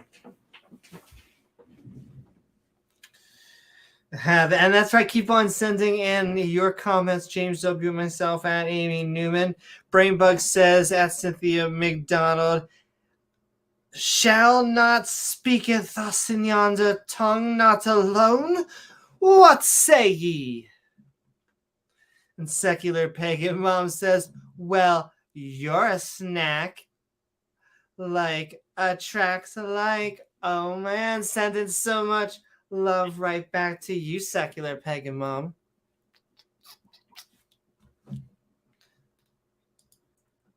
And we are, I think, almost at the end of our first chapter of the night. We are reading Deuteronomy 11 and 12. This chapter. I know. Well, this one has been, once again, filled with just so much wisdom. I mean, James, how would you even live your life if you weren't able to know any of this? How would you logic? Remember, this is how we get logic. You wouldn't be able to even figure out how to put your pants on without this kind of logic. I don't know how a dog would piss in the woods. They'd be confused. They'd be like, woof, woof. The same problem here. So shout out to our last episode if you don't get that joke. Bubble gum. But we love all of our theists. The hard-hitting evidence. Exactly. The hard-hitting evidence against something evolution. But yes, there shall be no man, no woman be able to stand right here before you. For the Lord your goddess shall lay the fear of you and the dread of you upon all the land, and you shall tread upon as he hath said unto you. All right, you're getting a little bit thespian, but Maybe we could just coexist and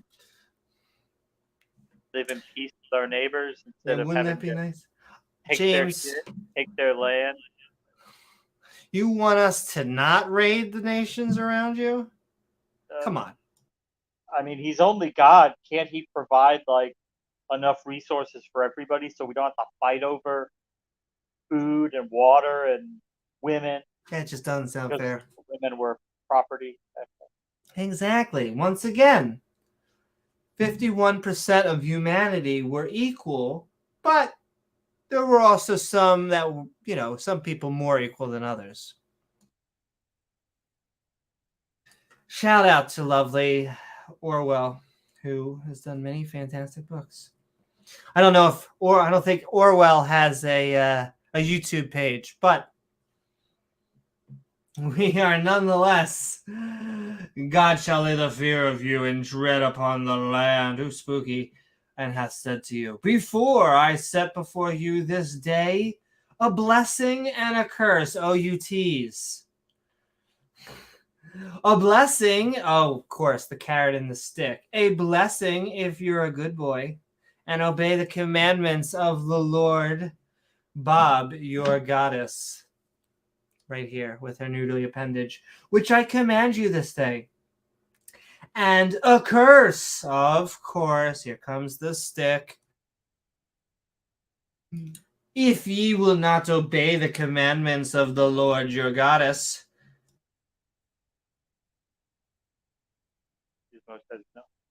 Oh, he commanded me to sneeze. Up. Our producer, he's fiddling around. He's trying to make sure that everything's kosher. And he's so adorable. Yes, he is. And of the curse, if you not obey the commandments of your God, but turn aside, if you go away from me out of the which way which I command you this day, and go to after gods which ye have not known. And it shall come to pass, when the Lord Bob, thy God, have brought thee unto the land cards, which thou goest to possess it, and does anyone have an ounce of it? That thou shalt put the blessing upon Mount Gizmo. Yes, Mount Gizmo. And a curse upon Mount Edibles. Which, once again, fantastic. That's right. And they are not on the other side of Jordan Peterson, by the way, where the sun goeth down. Back to Zelda. In the land of can I not? Which dwell in the campaign over against the giggity. Didn't they kill the Canaanites like 6 times already? Yes, I can't believe they keep on bringing back like whack-a-moles. Besides, you shall pull the Canaanites, but wait a minute, they're still there. But wait, there's more. Besides the plains of Moreh, I'll take Moreh. Would you like Moreh? If they had come with dip. For ye shall pass over Jordan Peterson to go into the possessions of more than an ounce, the land cards which the Lord Bob, your goddess, have given you, and ye shall possess it. And that's kind of where you're going to hang out for a while. Just stay here. I'll come get you.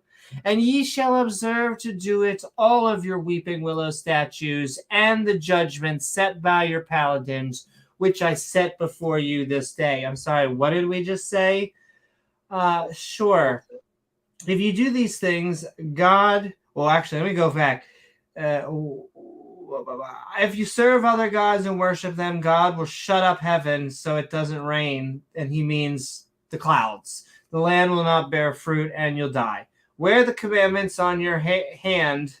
Get a tattoo. Just kidding. You can't get a tattoo. That's illegal. It's not kosher. And between your eyes. Teach them to your children. Talk about them in your house. When you're walking around, lying down, or getting up, write them down your doorposts and gates. If you do these things, God will drive out the current occupants of the land you enter to give their land to you. Nice guy. Every place your foot touches will be yours. From Lebanon to the Euphrates River, no one will be able to defeat your God will make everyone fear you. I set before you a blessing and a curse. A blessing if you follow the commandments, a curse if you don't. Put the blessings on Mount Gezerim and the curse upon Mount Ebal. Whew! So again, remember the political climate when this book was forged, hundreds of years after they claimed it was written, and that was when Israel was under attack. If you don't mind me saying so, remember that sentence, ladies and gentlemen, because we're actually going to do a Bible.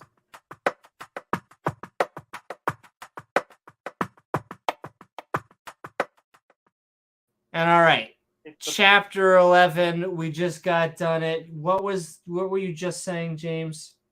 So you have to remember the political climate when this book was forged, and that was at a time when the king of Judah, he was trying to get the Israelites to stop worshiping other gods. He was a strict Yahweh. King Josiah and his high priest stumbled upon this book that once again the kingdom was all under threat of attack by the Babylonians, and of course he thought the answer to them not being attacked was more devotion to Yahweh, more worshiping of Yahweh. And so they have this book here. Oh, well, look, we found this book that says if we just worship Yahweh and keep all his commandments, that we'll be A-OK and we'll be fine and we'll defeat all our enemies in battle because he's the war god. And so, yeah, they said, oh, look, hey, we found Deuteronomy. Look, it says just keep worshiping Yahweh and everything will be fine. And, of course, that didn't work. But anyway. Didn't work out that way. They got attacked anyway. In fact, so we remembered God's killings. He basically went over the fact that he drowned a bunch of people, including not just the whole planet, but in this specific instance, the people that Pharaoh was using and running with to try and get the Jews who had left Egypt. All the firstborn sons of Egypt. Don't forget, he killed all those kids. Killed all the firstborn sons. And then we talked about... Too, by the way, all the animals too. All those animals that, once again... Yeah, animal sacrifices, because why not? That makes logical sense. And of course, after he makes that, he kind of threatens us. Says, obey the commandments or else. Fun times. Fun times. Beamsy's like, so if I could keep kicking Hoven's ass, can I claim his ass is mine? I mean, Beamsy. Sounds reasonable. I think it already is yours. That's right. You can find Beamsy's other channel at Unthoven. I'll let you fill in what the letter is that the TOS doesn't like us saying. But we love the TOS. We love YouTube. In fact, we are so proud to be YouTube partners. The TOS gods, we're just taking our pot shots at Superstition. I swear we probably gave them some heart palpitations at some of our titles, but I get the feeling whoever reviewed our videos were like, oh, they're actually attacking the people. That's right, ladies and gentlemen. Team Science. Ooh, we should make shirts of that. Just generally speaking, Team Science. Who doesn't want to be on that team? So Shane Billowitz says, don't get demonetized on your first monetized stream. No, so a lot of our content I think is always going to be like in the gray. We tend to be a PG-13 to R-rated streams a lot of the time. So I think it comes with the territory that we are a little, it's just we want to make sure that we never cross that line because it's all about service to the content. And funny enough, I'll tell you, I've taken 1 or 2 comedy classes and because I'm addicted to comedy, stand-up, all this stuff. And I've always been told it's funnier sometimes when you don't curse. So that's why I like you let people's brains do it. That's why I always like how, Kent always talks about how he has a 15, or he looks at 15-foot whales. And so you gotta let you let people's brains do the work for it. And so we're sending love out there. They know, they've seen Kent's whale porn. That's true. They've seen his browser history. But for whale phallic symbol. That's right. And all right, we are moving to the second chapter of the night. We're reading to the book of Deuteronomy, chapter 12.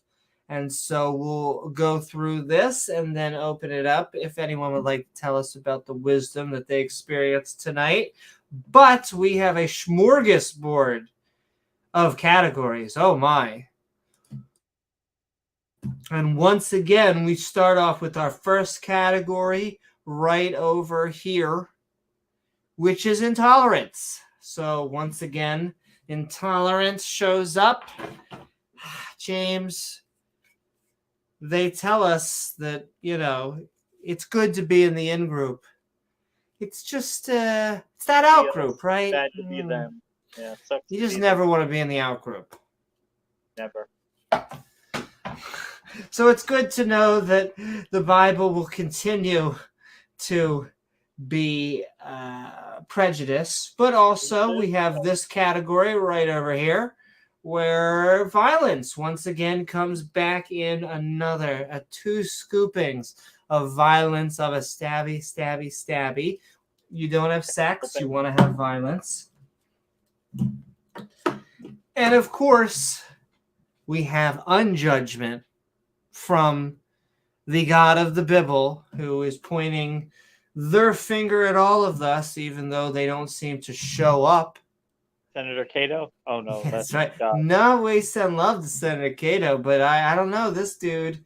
And it is a dude, apparently, because they get a little bit upset when you try to point out that it could be a goddess. I hear Randolph Richardson in the back of my head.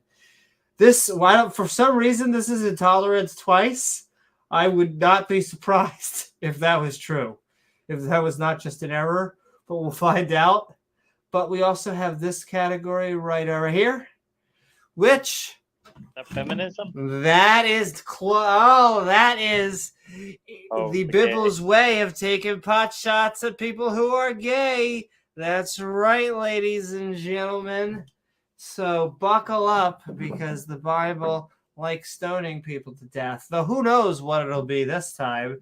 And of course, the final category right here, we have laughter, because it continues the trend of the Bible just being a hoot to listen to. That it is a hoot. And there we... Come on, Newman. Holy moly. James.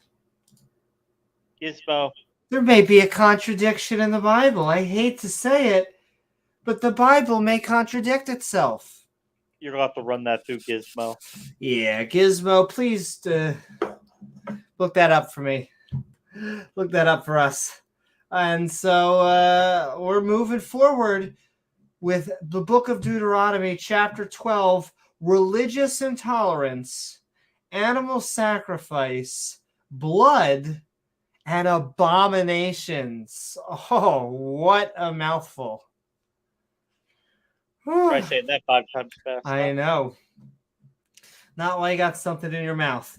These are the statues, the weeping willows Gavin, from about Doctor that. Who. I know. Gavin, can you say that 5 times fast? No, he's too busy. I've done 2 debates with Gavin now. Check that out on Praise I Am That I Am's channel. But these are the judgments that the paladins have put down from us, and they're lawful goods. They generally know what's right, which ye shall observe from a long distance, you're aware, to do in the land cards which the Lord Bob, this young lady, of thy mothers give thee to possess it, all the days that ye live upon the, I'm assuming, a flat earth. It makes sense. Ye shall utterly destroy all the places, because I'm the God of love. Well, that escalated quickly. Wherein the nations which ye shall possesses serve their gods. Oh, the jealousy sneaking in. Upon the high mountains and upon the hills, cherry hills, Those hills. and under every green tree that you're not smoking. Dude, just about to kill everybody.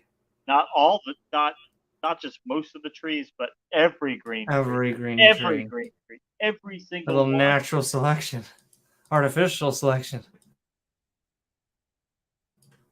And ye shall overthrow their altars, because we're the good guys, and break their pillars, and burn their groves with the fire nation.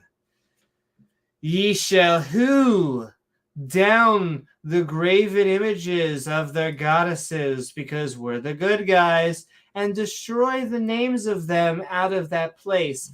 This is what they wanted to do Destroy at the time. So they wrote it as God's commanding them to do it in the past. Like, oh, we should tear down all these idols. Look, it says in Deuteronomy. Hey, James, would you like to see all the religious tolerance I'm about to give them? I would.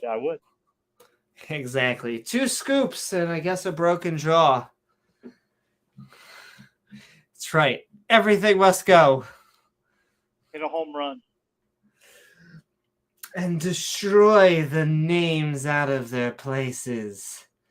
Ha ha ha ha ha, is how the good guys laugh. Ye shall not do so unto the Lord your Bob, your goddess, but unto the place which the Lord your goddess shall choose out of all of your tribes to put his name there, even unto his habitation, shall ye seek, and thither thou shalt come everywhere. What? Did you have permission? What did we just say? Moses continues his instructions to the Israelites like he's been doing for like ever, saying these are the statutes and judgments you must observe all these days that you live on earth. Fine.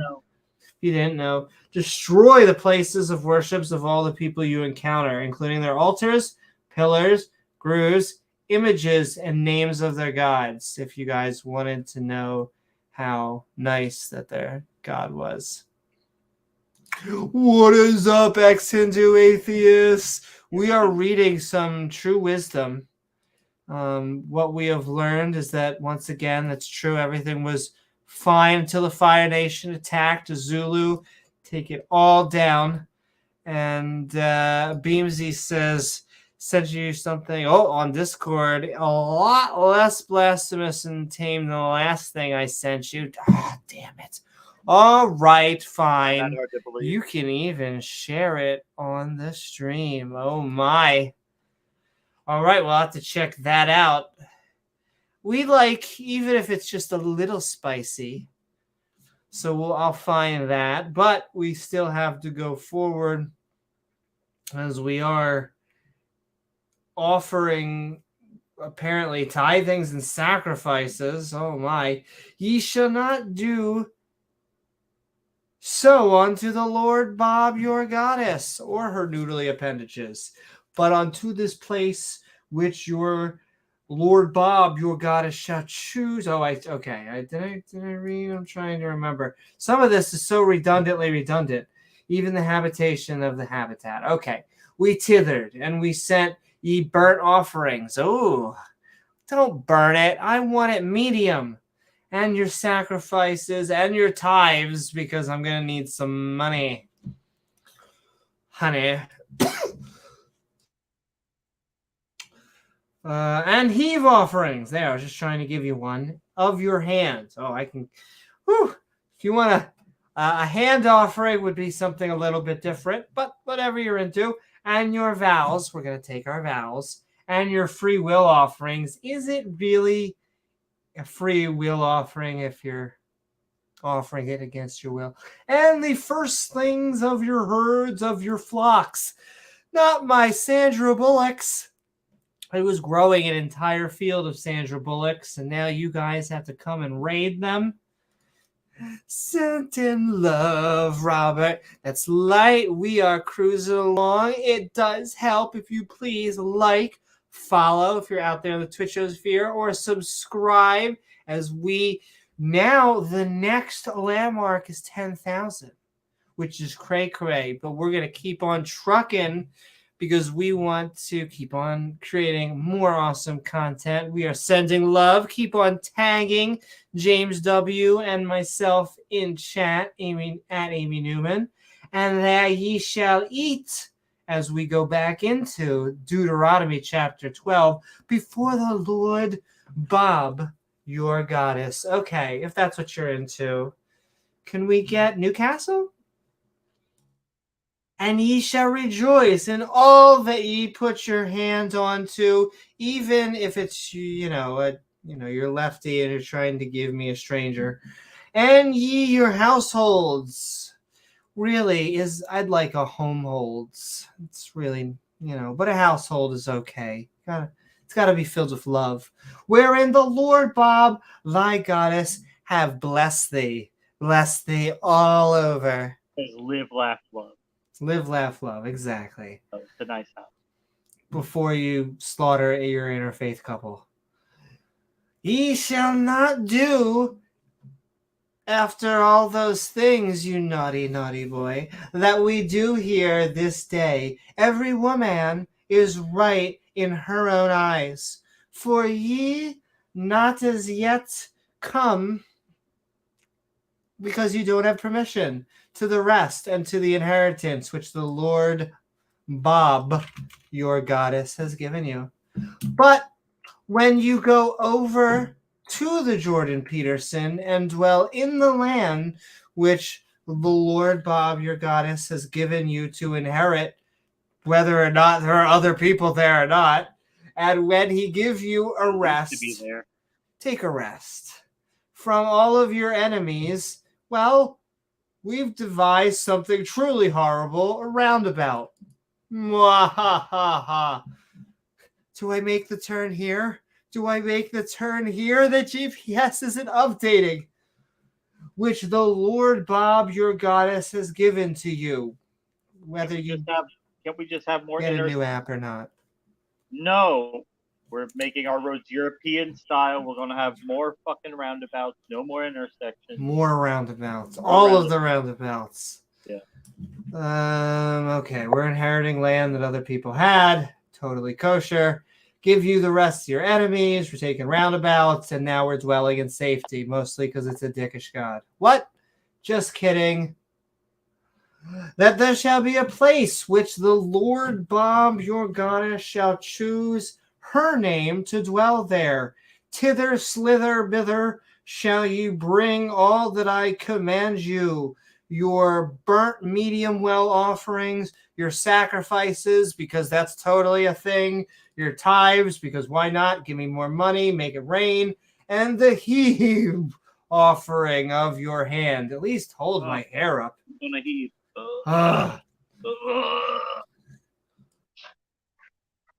And all the choice vows. I have choice vows. Which ye vow all over unto the Lord. Do it, baby. And ye shall rejoice before the Lord Bob, your goddess, and ye, your daughters, and your sons, and your...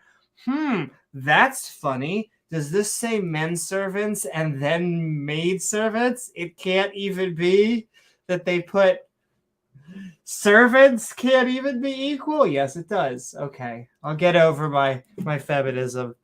But man, even in slavery, it's just like even in death in the New Testament, they don't let you die. Man, just certain things. And the Levi Genites that is within your gates, for as much as he hath no part nor inheritance with you. Bye. No. Get the fuck out. GTFO. Take heed to thyself, that thou earth not thy medium well offerings. This is burnt. In every place that thou seatest, please just don't seat us on the sheets. But in the place which the Lord Bob shall choose in one of thy tribes. Oh my God, it's going to be like a tribe idol. I'm going to have to pick one. There thou shalt offer thy medium burnt offerings, and thou shalt do all that I command thee, and we won't even kink shame you. Notwithstanding, oh goody, thou mayest kill and eat flesh in all thy gates. Do. Everyone's gonna die. Do. Whatsoever thy soul lusteth after, hot, according to the blessing of thy Lord Bob, thy goddess. It sure sounds like God's about to give us a free clearance to kill and eat whatever we want, which he hath given thee. The unclean and the clean may eat thereof, as of the Roebuck and as of the Kevin Hart. No, Kevin, run, Kevin. Sears Roebuck. So what did we just all read? Oh my lordy, we just pillaged. We read that. Bring your offerings, your tithings, your sacrifices to the place that God chooses. Eat and rejoice in front of God. That's kind of his thing. Don't do what you think is right. Okay. Kill and eat and lust whatever you lust after. You may eat both clean and unclean animals. This just got a little satanic, but I'm sure it's kosher. Actually, why straw man the Satanist? Satan's not killing nobody right now. But yes, let's stay on topic, ladies and gentlemen. We have a certain quota. So, what have we not talked about yet? Only ye shall not eat the blood. Nom, nom. Oh, don't eat the blood. Okay.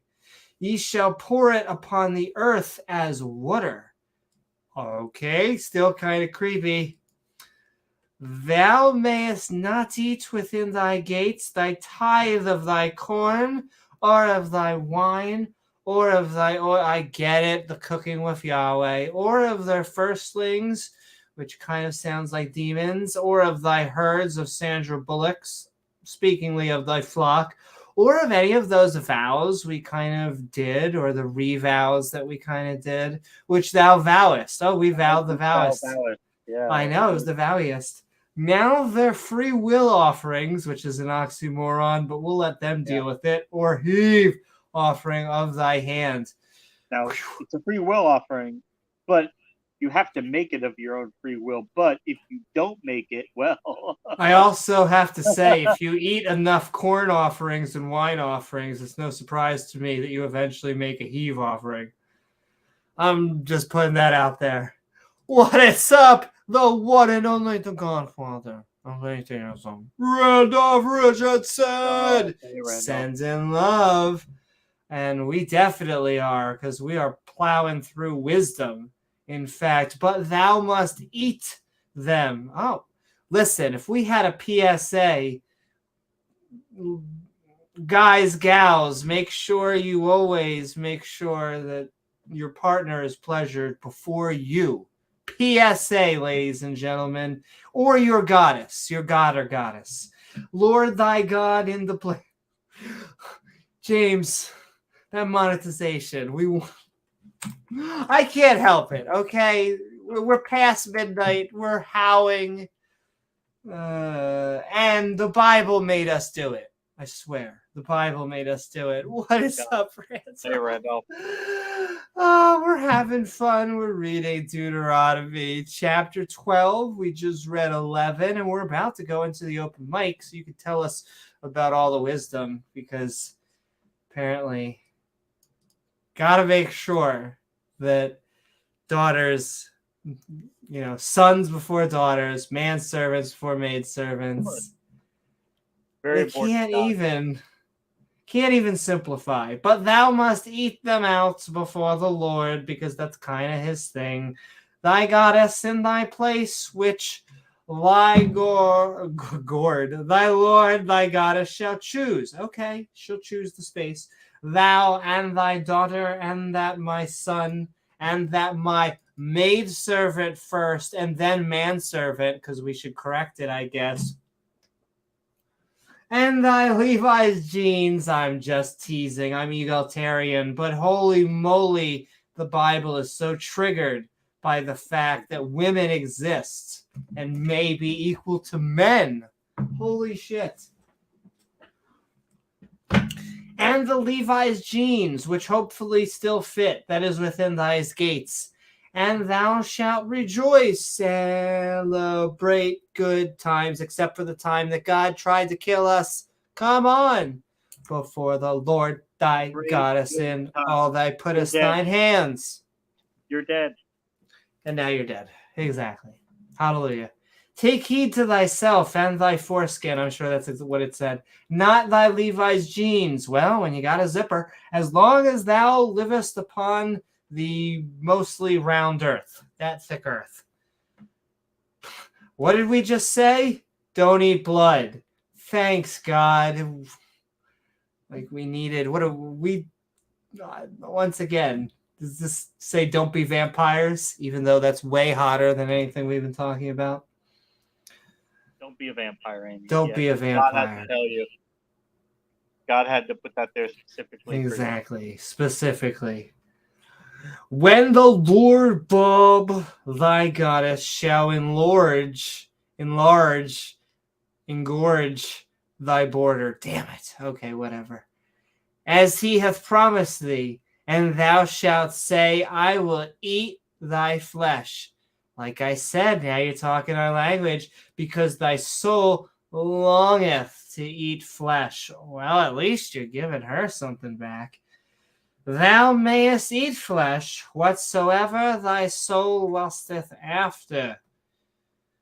If the place the Lord Bob thy goddess has chosen to put her name there be too far from thee, then thou shalt, oh boy, kill of thy herd and of thy flock. No, our Sandra Bullocks, which the Lord Bob have given thee.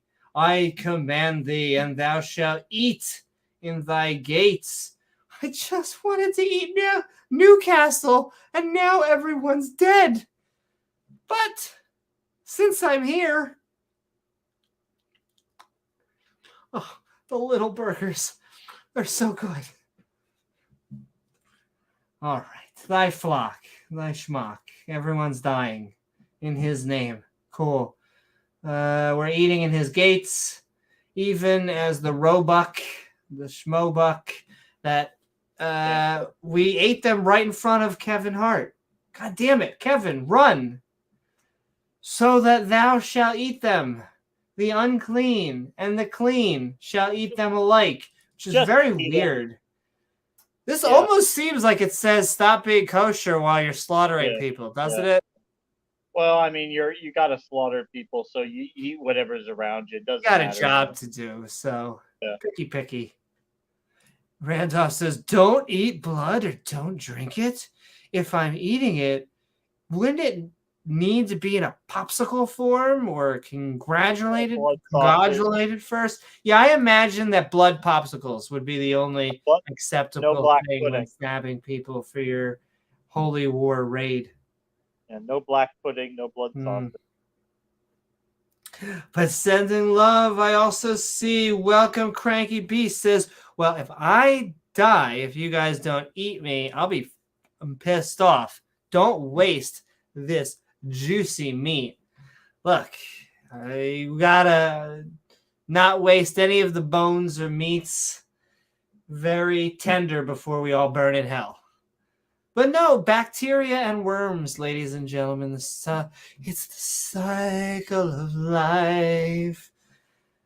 Unless you're a vampire, apparently. Then just ignore everything we've been reading. Systems, the cycle of life, the things Christians and creationists do not understand at all. But I will say, I actually think we're about to. Let me take a peeky. We're 10 more coming verses, towards yeah. the end. So I am going to send the link into chat so that we can start to get some people queued up for our open mic.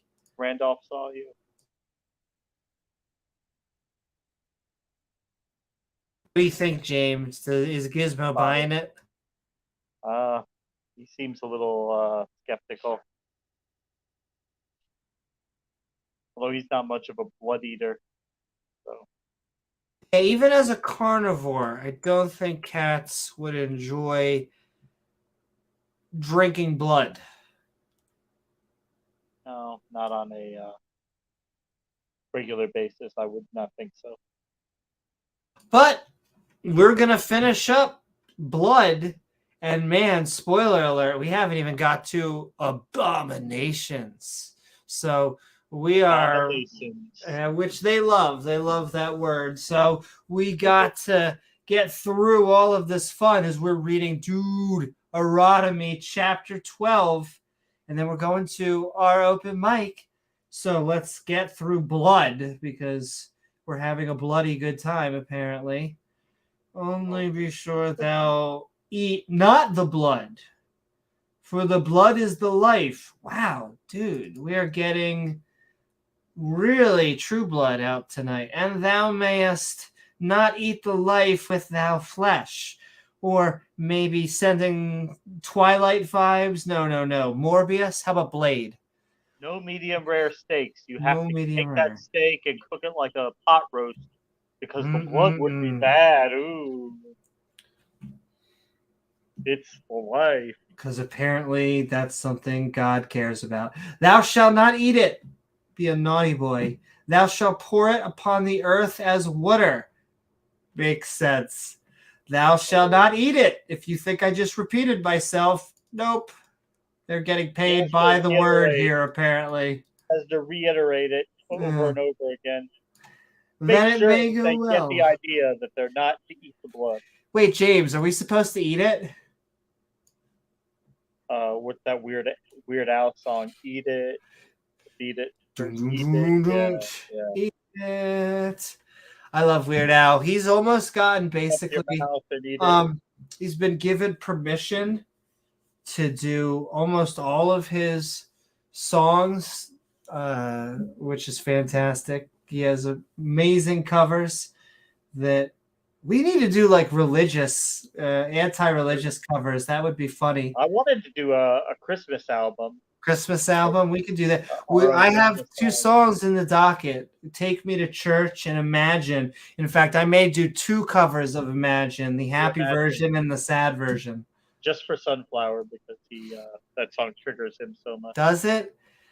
Oh, yeah. He's always like, "What, you think we're all just gonna everybody together and the whole world just come together and sing Imagine and all be happy?" Well, totally should set their Peggy. And yeah, nice. Imagine nice. no religion. I would love to, actually. And all right, we're moving into the finish line. Deuteronomy Chapter 12. All right, we're learning not to eat blood. Truly the wisdom that we couldn't have figured out. Said to love Brian Stevens. He's like, where is Bubble? Or where is Sunflower? That's right. We need our theist brothers and sisters to come science, baby. He's the chemist. I know. Thou shalt not eat it. We get it. That it may go well with thee, and not well for dipping sauce. And thy children of the corn after thee, when thou shalt do it, which is right in the sight of the Lord. Bob, this lovely lady right here. With thy children. Yeah. Wait. Once again, whenever the Bible is starting to bring children into it, all I need to say is, kids, run! Run! Run. Only the holiest of holy things. Yeah, exactly. Dinosaur Adventureland. Even the premise is so... Oh my. Things which thou hast, and thy vows, and shalt take, and go unto that super special place which the Lord Bob shall choose. Yes, just be sure not to eat the blood. We get it. Cool. And thou shalt offer thy medium rare offerings, even if they're burnt, the flesh and the blood upon the altar. This is how you know you're dealing with a legitimate concept. You're dealing with altars. Once again, this is not destroying an altar. We've already done that. No. This is when you're at an altar. Upon the altar of thy Lord Bob, and the blood, oh my, of thy sacrifices shall be poured out upon the altar. We're the good guys, ladies and gentlemen, of the Lord Bob, thy goddess, and thou shalt eat the flesh. Jesus Christ. Once again, we are pour it out nice all over pouring that blood nice altar. on an altar and eating the flesh, because this is not a cult. Because that will help God not be mad at you when you've been a dick. And then God will say, oh, well, No, Weird Al's amazing. You did pour that blood over the altar, so I guess I don't have to be mad anymore. Exactly. You don't have to be mad, because we offered burnt offerings of flesh and blood upon God's altar, and we poured the blood on the altar and ate the flesh. That's how we know he's the good guy. When the Lord Bob, thy goddess, shall cut off thy nations, okay, still kind of scary, from before thee, whether thou goest and possesses an ounce of them, or even just a few grams, and thou succeedest them, and dwellst in their land. Oh, are you staying on their couch? Take heed that thyself, that thy be not snared and mared, and do you even cared following them? After that, they be destroyed from before thee. But it's okay, because we're saying it in a Shakespearean accent, that thou inquire not after the gods, multiple gods, saying, how did these nations serve their gods? I don't know, probably peacefully until you came around. Even so will I do likewise. What did you just say? Offer burnt offerings, flesh and blood, upon God's altar. Yeah, we're pouring the blood on the altar, okay. And after God cuts off other nations so you can take their land, nice guy, be sure to reject their beliefs and do not learn about them. Otherwise, God will snuggle you. Oh, I read that wrong. Otherwise, God will have to kill you too. Gotcha. Lovely. Thou shalt not do so unto the Lord thy God for every abomination to the Lord which he smatteth have they done unto their gods, even their sons and even their daughters. They have offered medium rare burnt offerings in fire nations to their gods. Damn it, everything was good until they attacked. What thing soever I command you, observe to do it. Thou shalt not add thereto nor diminish from it. I'm sorry. What did you just say? Okay. The people of the other nations have done every abomination that God hates. Everything. The entire list. They just went right down. They're bad. They're bad. We're good. That's how tribalism works. That God hates, including burning their children for their gods. Holy family values, ladies and gentlemen. Oh, but what if their children were rebellious to their parents? Then God would say, oh, well, okay. And then in that case, no, they did the right thing with them. They did. They were evil kids. Yeah, I mean, hey, evil. They curse their mother or father? Then okay. Well, in that case, it's okay that they killed them. Yes, exactly. In that case. And all right, before we get into the open mic, we just can't help ourselves. We have been reading Deuteronomy Chapter 12.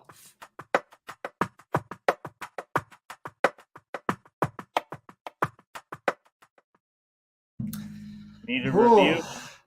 I will say, was that enough religious intolerance, animal sacrifice, blood, and abominations for you, James?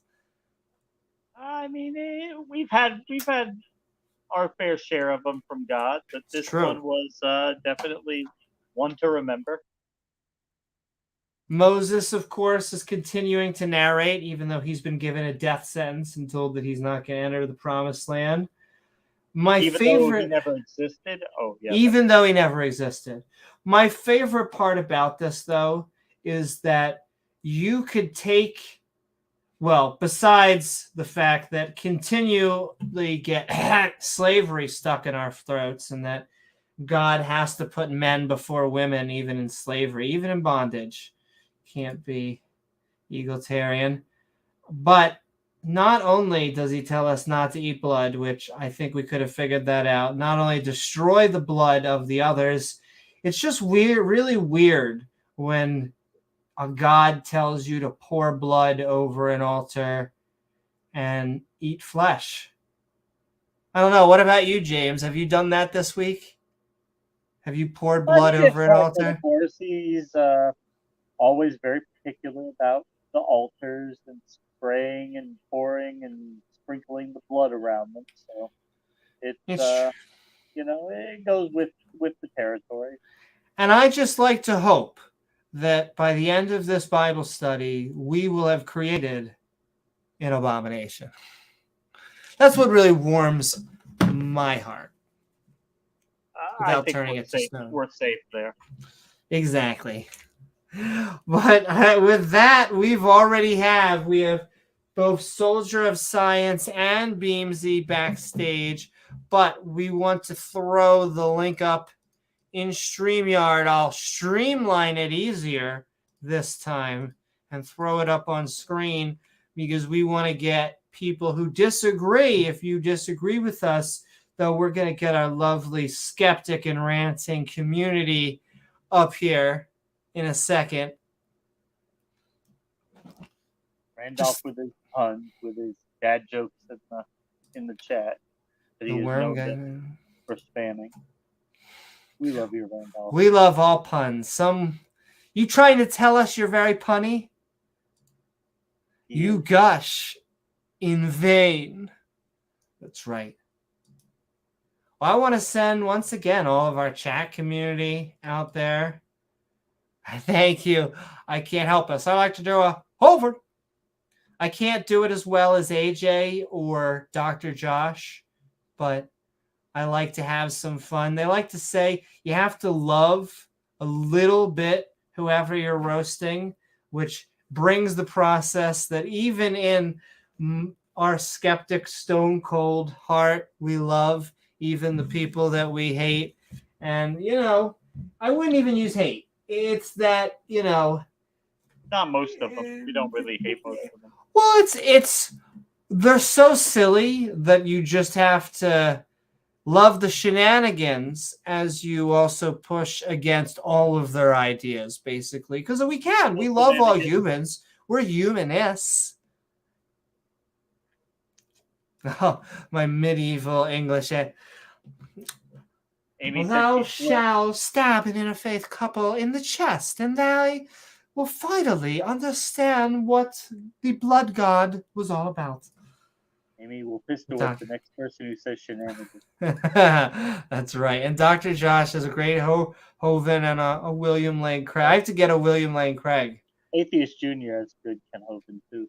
But Dr. Josh does that. It's true. We need to shed some blood live. Okay, ladies and gentlemen, it's time for us to go into the arena, which is what we're about to do. Because is your body ready, James? No, but let's do it anyway. But do it anyway. We have been Skeptic Bible Studying. Frigate, we'll do it live. Hammer. We have just... Stop the hammer. Who's got the hammer out there? Newman, you have a hammer? Boom, boom, boom. We have just been reading Skeptic Bible Studying Deuteronomy Chapter 11 and 12. We are now moving into the open mic.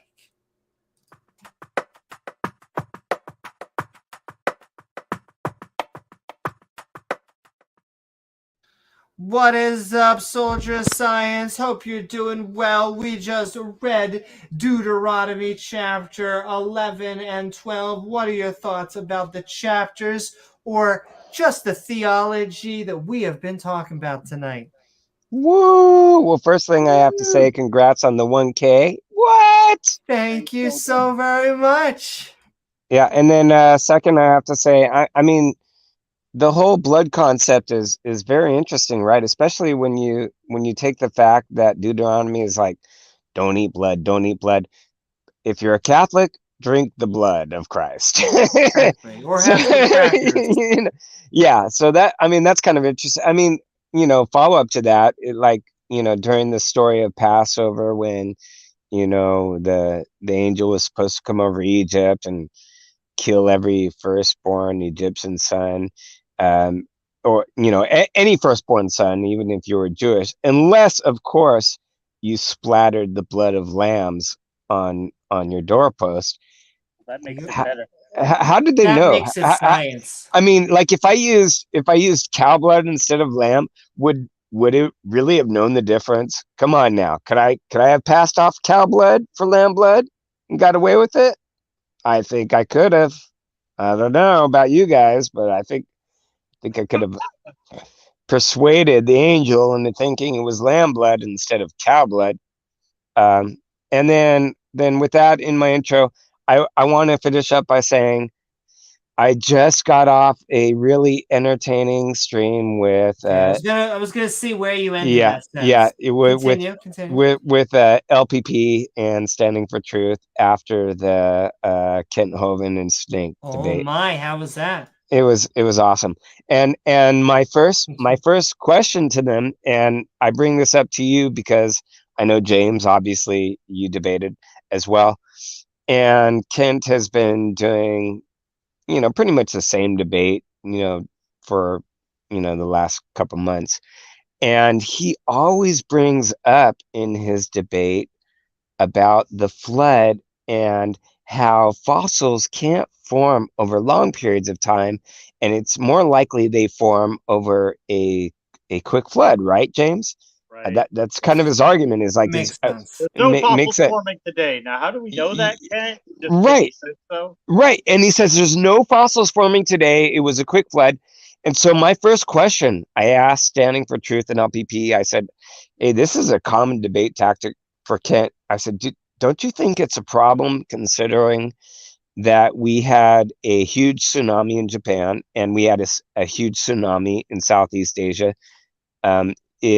If fossils are happening rapidly with quick floods, shouldn't we find thousands of them in Japan, like dogs, or squirrels, cows? Shouldn't we have found at least one fossil after one of these tsunami events? And these guys were just fucked up. Like the first person came in and said, well, it has to do with like time, it has to do with time after these rapid events. And then LPP came in and was trying to clarify that, and then Standing for Truth finally said, well, you know what, to be clear, rapid fossilized events can happen and should happen. So they were completely contradicting each other and could not come up with a coherent example of that. But I just wanted to say, James, and Snake, who just did the debate tonight, come at him with that. Come at Kent with that. Like when he comes up with that example, come at him. Say, why don't we find fossils in Japan and Southeast Asia after these rapid flood events? So I'll start with that. He pointed it out perfectly because Kent talks out of both sides of his mouth. On one side, Kent says, "Oh, there's no fossils forming today because they can only happen during the flood." On the other hand, he says, "But I've got a fossilized pickle. I've got fossilized acorns. I've got." Oh my! Exactly. I would like to see that fossilized pickle. No, this is exactly. He's got a pickle that is covered in minerals that he says is it's not a fossil, Ken. But it's fossilized. James, exactly. And that's kind of my point, is in all of these debates, I've seen him go back and forth on that. And none of you guys have called him out on that. Like, and really Yeah. pin him to that. I did think about that. I was planning on, but thank you for reminding me about that, soldier. All right. Well, congrats again on your 1K. Can't wait for I'm gonna 10K. Yep. be debating him again, so next time I'll have a chance to bring that up. Okay, cool. And thank you so very much, soldier. Stick Soldier. around for the open conversation. Fossilized cowboy hat, which is not even alive. What is up, Beamsy? We are Skeptic Bible Studying on the book of Deuteronomy, chapters 11 and 12. I hope you're having a good time. And what are your thoughts about the chapters or anything we've been talking about tonight? It's still just more of doubling down and doubling up on everything they said in the last few chapters. Yeah, really was. Just doubling down on the crazy. Oh, they don't like the C word, along with cult or conspiracy. James, if you're interested, because I'm probably never going to get the opportunity to debate Kent Hovind because of my particular name of my channel. Would you like me to send a script that I've actually been writing for the last 6 months? If you want to send me stuff, yeah, I'll look at it. I'll send you everything that I've got for the debate that I had set up for the last 6 months. It's all the links, all the information, and all the backup, and it's already got a slideshow and everything. And it's exclusively about geology. So if you want to turn in with that, yeah, do you have my on our Discord? Say again? Are you on our Discord? Yes. Yeah, you can send it to me on Discord if you want. Yeah, I'll send it through to you if you want to use that. And I've got the script and everything written. So if you want to try and use that, it's exclusively on geology, and that way you can drag him back to that one topic. That way it's not going to go into any other areas. There's no biology, there's no abiogenesis. It's exclusively the aspects of geology and how it represents long time. Long time better than his flood model. Yes. Yeah. Great. Yeah, definitely. I'll look at it. Yeah, send it to me. It sounds like a wealth of information. I do have my master's in geology, so it's just one of those things that has always irritated the shit out of me whenever he goes into it. He blatantly strawmans it. He'll be like, "Oh, they take the rocks by the fossils, and the fossils by the rocks." It's like, no, Kent. They took many samples from these layers and dated them, and when they all get the same results universally, yeah, we know how old it is, and we know that if we find that fossil in that layer, about how old it's going to be. The biggest things like they're pulling it out of their ass.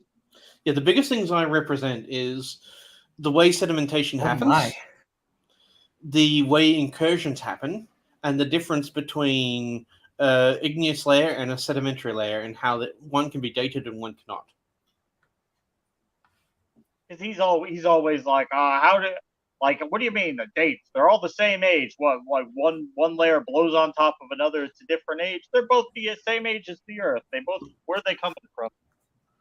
Yeah, but also the aspect that he says that they were all laid down at once in a flood, and then you show the aspect of the Missoula flood, and then he's got nothing on that, because why is that the only place in the world in which we find waves that have a wavelength of greater than a meter and a height of 3 meters? Because we have an example of what a large scale flood would do, and it's nothing like what he's proposing.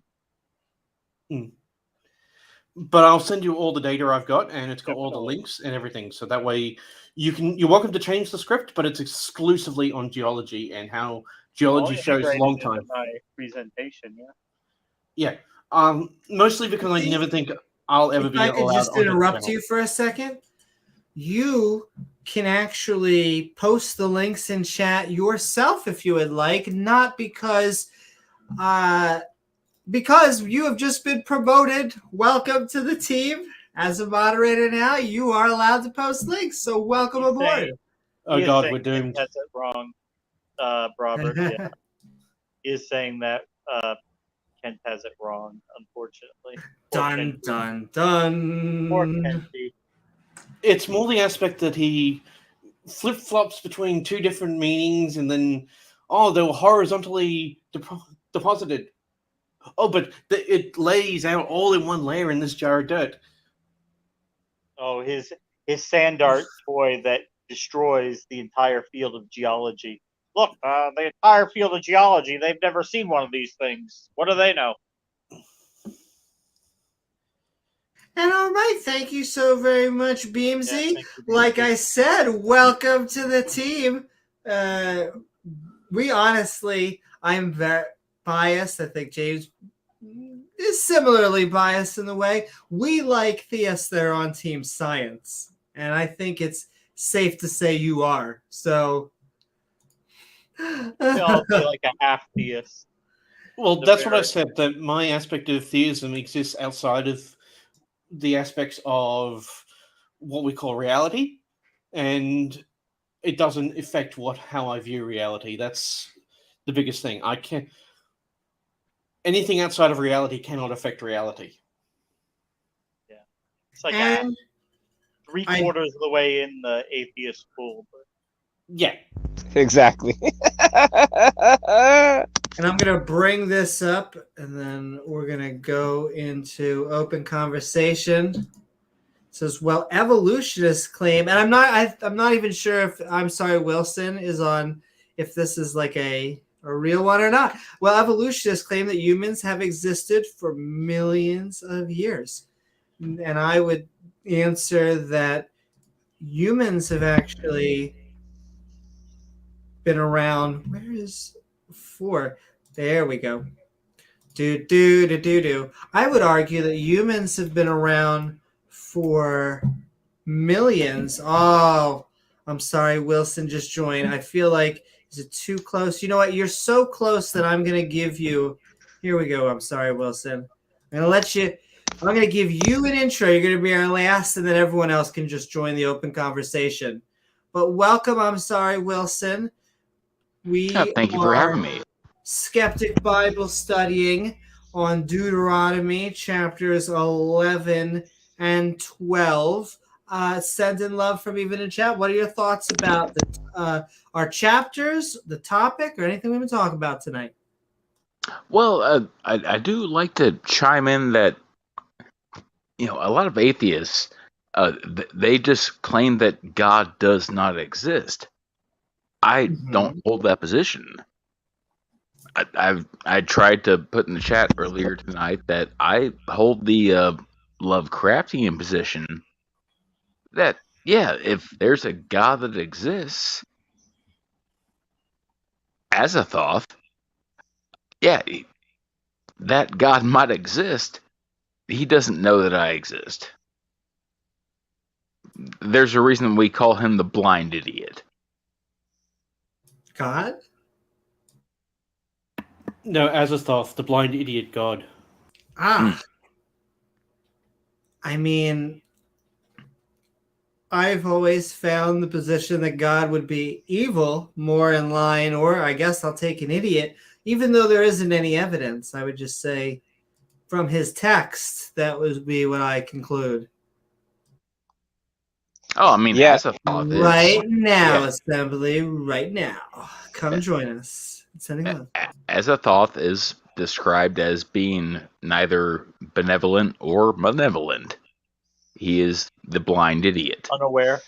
Well, a blind idiot God is a useless God, and therefore is equal to no God. Yeah, it's kind of a deist position. Yeah, exactly. A deist is a useless God. I mean, why worship a God that has nothing to do with your life, right? Well, if That you would know be- the Lovecraft mythos, it's really easy to summon Azathoth into your plane of existence, which is a hugely bad idea. Is this in line with Israel Regardi's Golden Dawn, where you draw a circle with a pentagram in your mind and invoke angels? Because I was a part of that. This is more along the lines of like Cthulhu. Oh, Cthulhu. Okay. So are Yeah, a you little bit different. presenting this as a real god or just like? No, just a possible position. Oh, okay. So you could summon him, but you would never want to, because then Well, he would be aware of your existence. So I don't understand.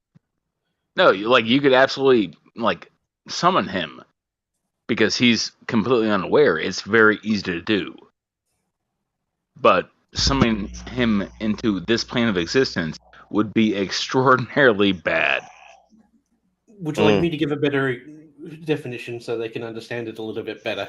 Well, Sure. in fact, what we will do is move into the open conversation. Anyone else, please feel free to join us, and I'll let you still have an opener as you do so.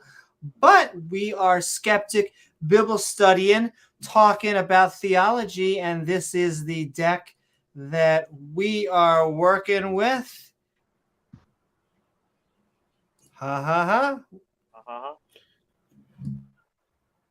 You said you wanted to give a different example? Yeah. Azathoth is referred to as the blind idiot god, the sleeping one, the first one, the older god. He has many different names. His form is A blind nuclear chaos. no. The best way to explain it is if you've ever studied the aspects of geometric shapes. Do you know what a hypercube is? Like a tesseract? Yes. Yeah. Now, if you take it up to the next stage, that's kind of how you're perceiving what Azathoth is. It's something that we cannot perceive. You're talking Lovecraftian, so geometry does not play a part. No, I was using that as a way that people can understand it. When you're talking about one dimension, it's basically a dot. 2 dimensions, you've got a line, then you can also make a triangle, square. It's the geometric shapes of the dimensions. As you basically progress up, it's 1, infinity, 5, 3, and then it keeps going for 3. That's how many geometric shapes can exist within that dimension. We can explain up until the 4th dimension, but it doesn't make much sense for our minds because a cube we can understand because it's made up of, all its sides are made up of squares because these are things we can perceive within the 2nd and 3rd dimension. Within the 4th dimension, all of its sides are made up of cubes, and that's something that our brain is not really designed for.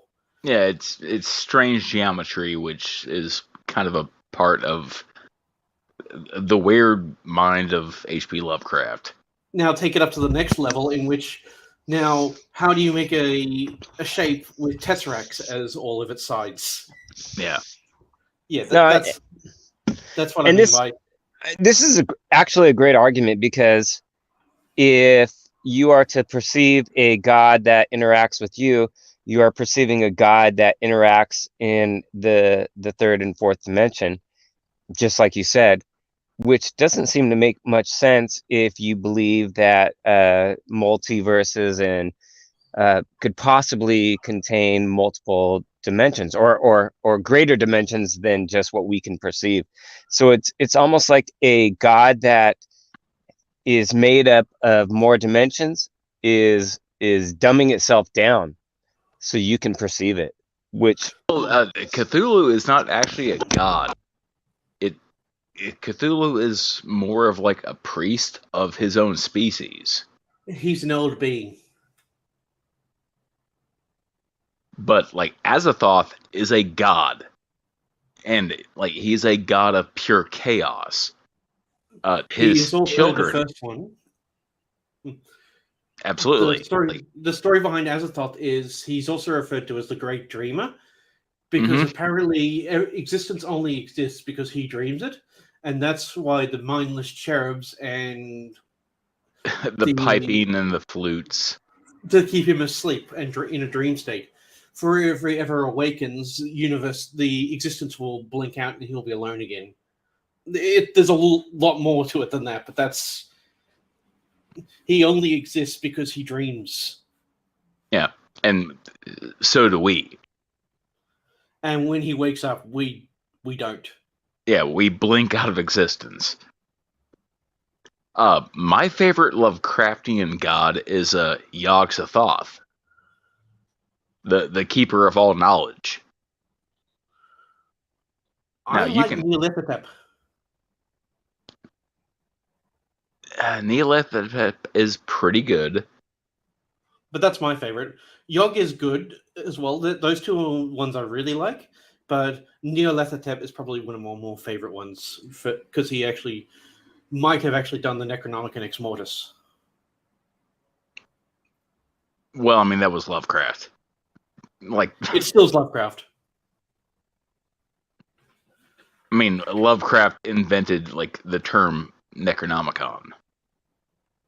There was no Ex Mortis until Evil Dead. And, but the term Necronomicon has been around for a while. Book of the Dead. That's a Book of the Dead. Exists Yeah, I before mean, Evil Dead. the Book of the Dead, but like the actual term like Necronomicon was invented by Lovecraft. It's kind of the same way that the name. I thought the Book of the Dead is actually Pandemonium- called the Necronomicon.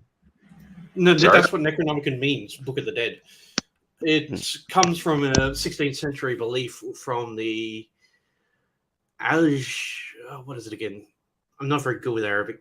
Kitab al-Era or something like that? Yeah, and that's where Yeah. Lovecraft got it from. It was Yeah. written by the Mad Arab. No, that's not the Mad Arab's name. That's an actual book. It's the Book of the Dead, which is a derivative from an Egyptian book of rituals, which is again a Necronomicon. It's debatable, but I'm just gonna say that it's like the word pandemonium. Like that was a word that was invented by Milton. Well, we got But a the word question wasn't coming invented by in him. from The Shane capital of Bowes. hell. So just so we're clear, Wilson is talking about characters in works of fiction, right?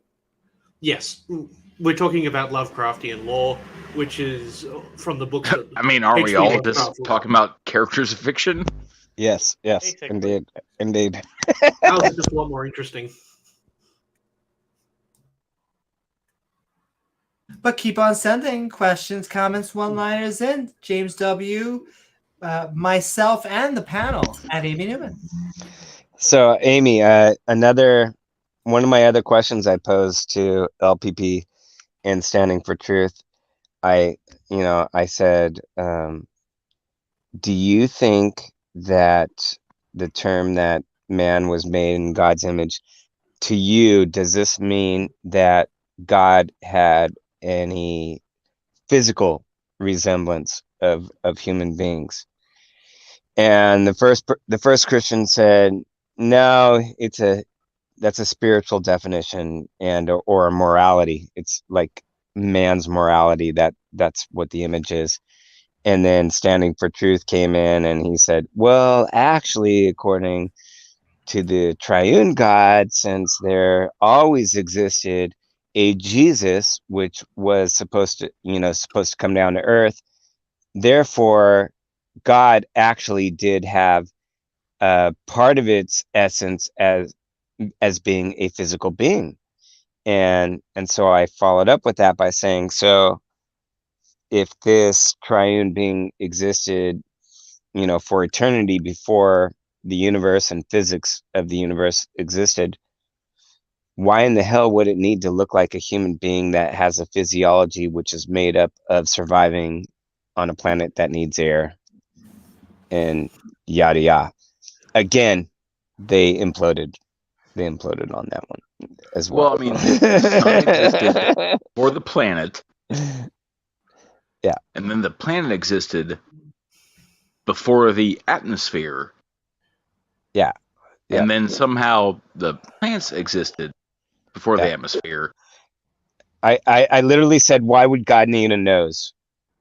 Why would God have any essence of a nose? And I said, and if you do believe that any part of the essence of God had to have the physiology of a human being, then you believe that God knew that Adam and Eve were going to fall, and therefore had to make them have a physiology to be able to survive on a planet that has air, for example. Like, he had to make them look like that so they would have a nose to breathe, in other words. And then therefore what you're saying is, since God is that essence, it also had to have that nose well before it ever created the physics of the universe.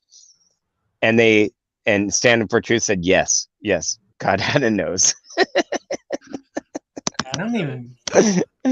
You're taking this from Standing for Truth. Yeah, I'm just saying.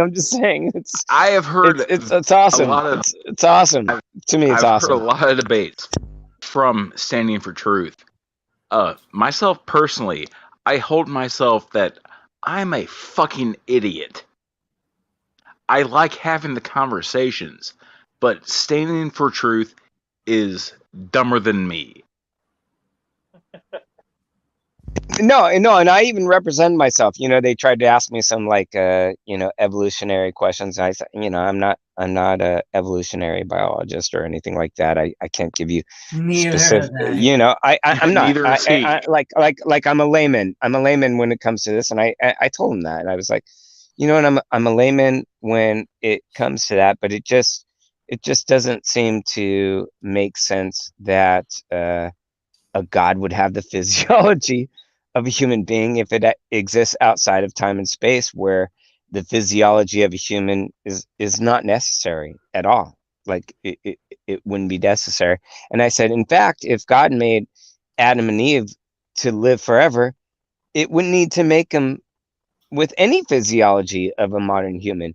And so then one Christian came in and said, well, you don't understand. They weren't supposed to live forever. They were going to die. They were meant to die. And that was a spiritual death. Right. And then Standing for Truth came back and said, no, actually, they were supposed to be immortal before the fall. So, yeah. Takes on that. Yep. Different takes on that.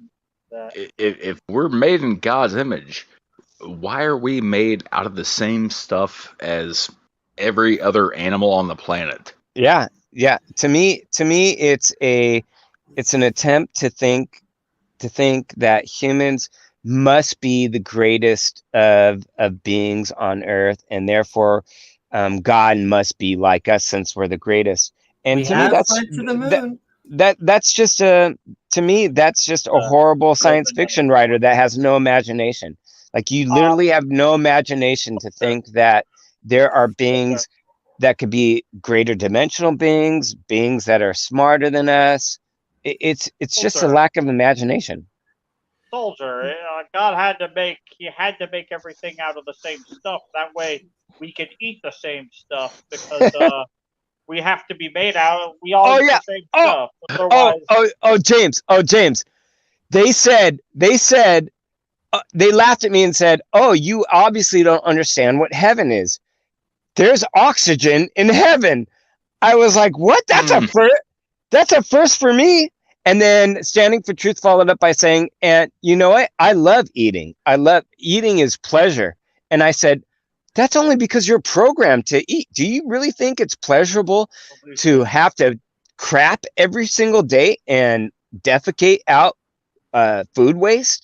Is that pleasurable? I mean, I guess it is pleasure. It kind of feels good.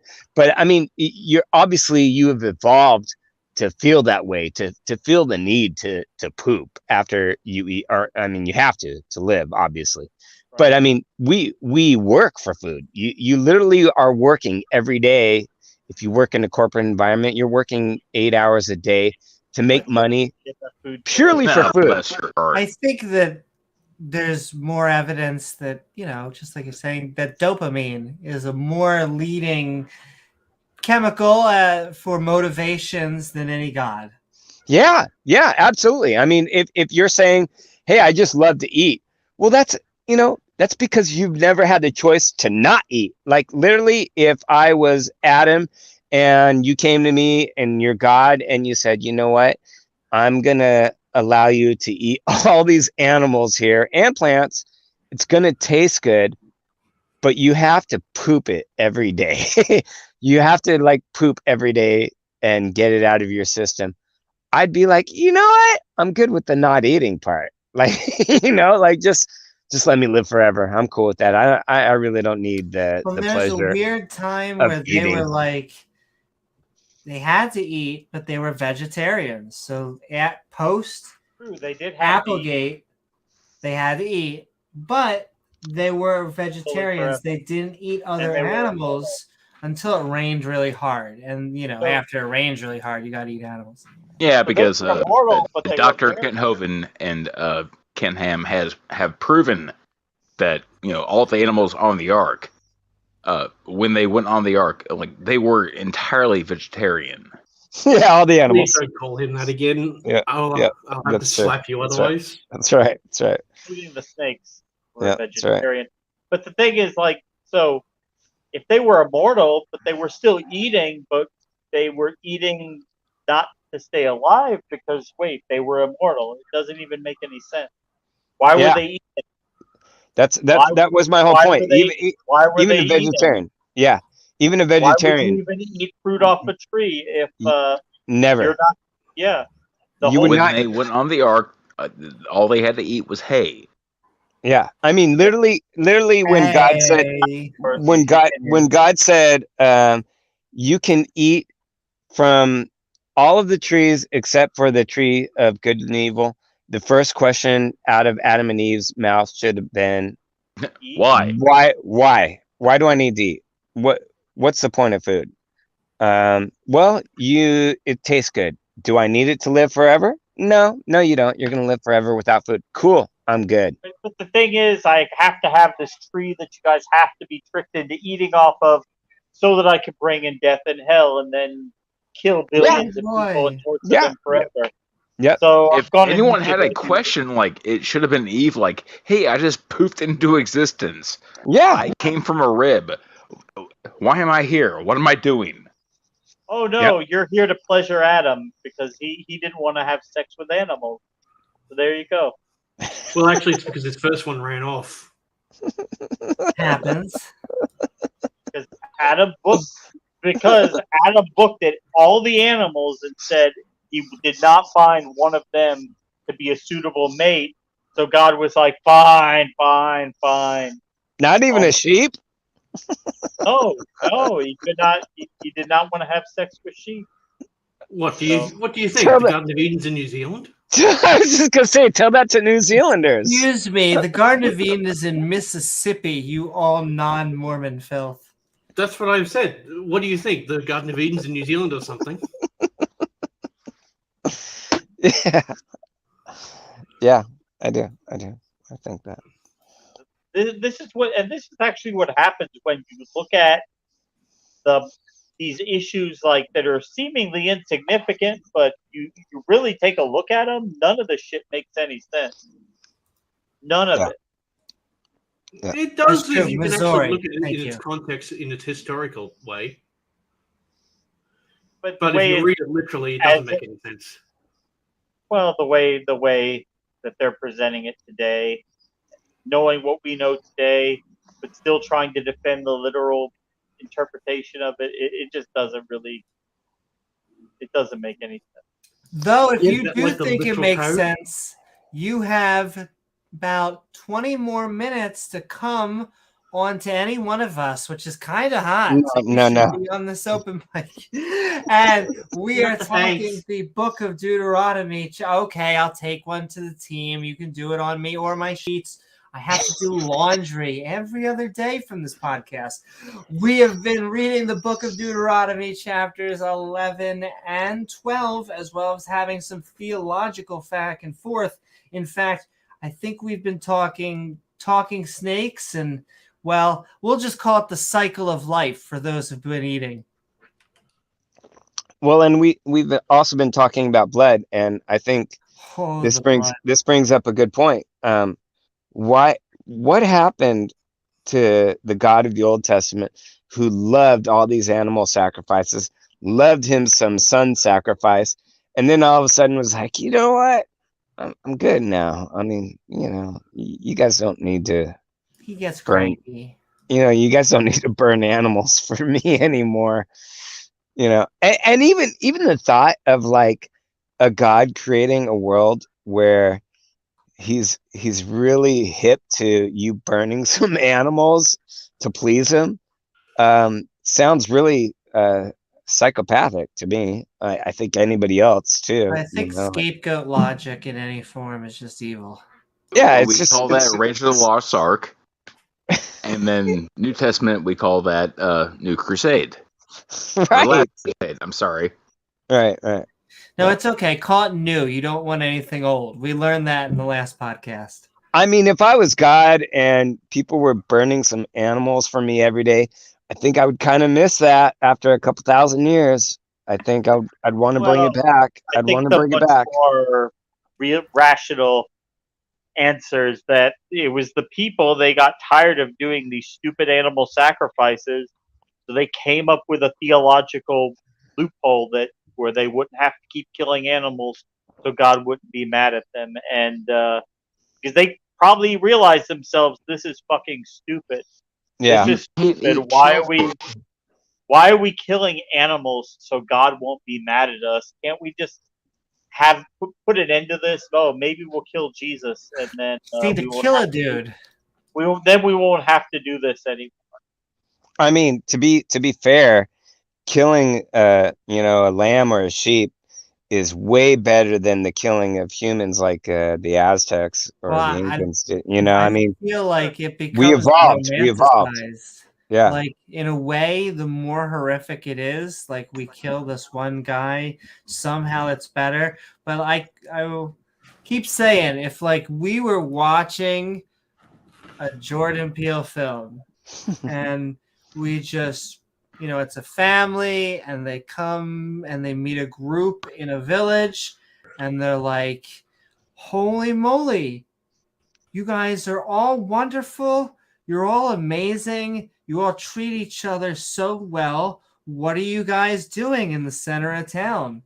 It's like, well, you have to understand. Times have been tough. We can't really keep on doing the same thing that we've been doing as before. And so we found this guy. And it's not that he's a good guy. He's a perfect guy. Oh, cool. What are you going to do with him? And we Oh, gotta stable him to a platform. yeah. You don't understand. You know how we said we were tired of doing something? Well, we have been actually slitting the throats of different animals and sacrificing them to our God. And so we What happened? sure that he suffers a horrible, horrible death, and then our sins can be free. Now, ladies and gentlemen, if you just listened to that story and you thought the villagers were the good guys, I don't know what to tell you. Ba-da-ba-ba-da-ba.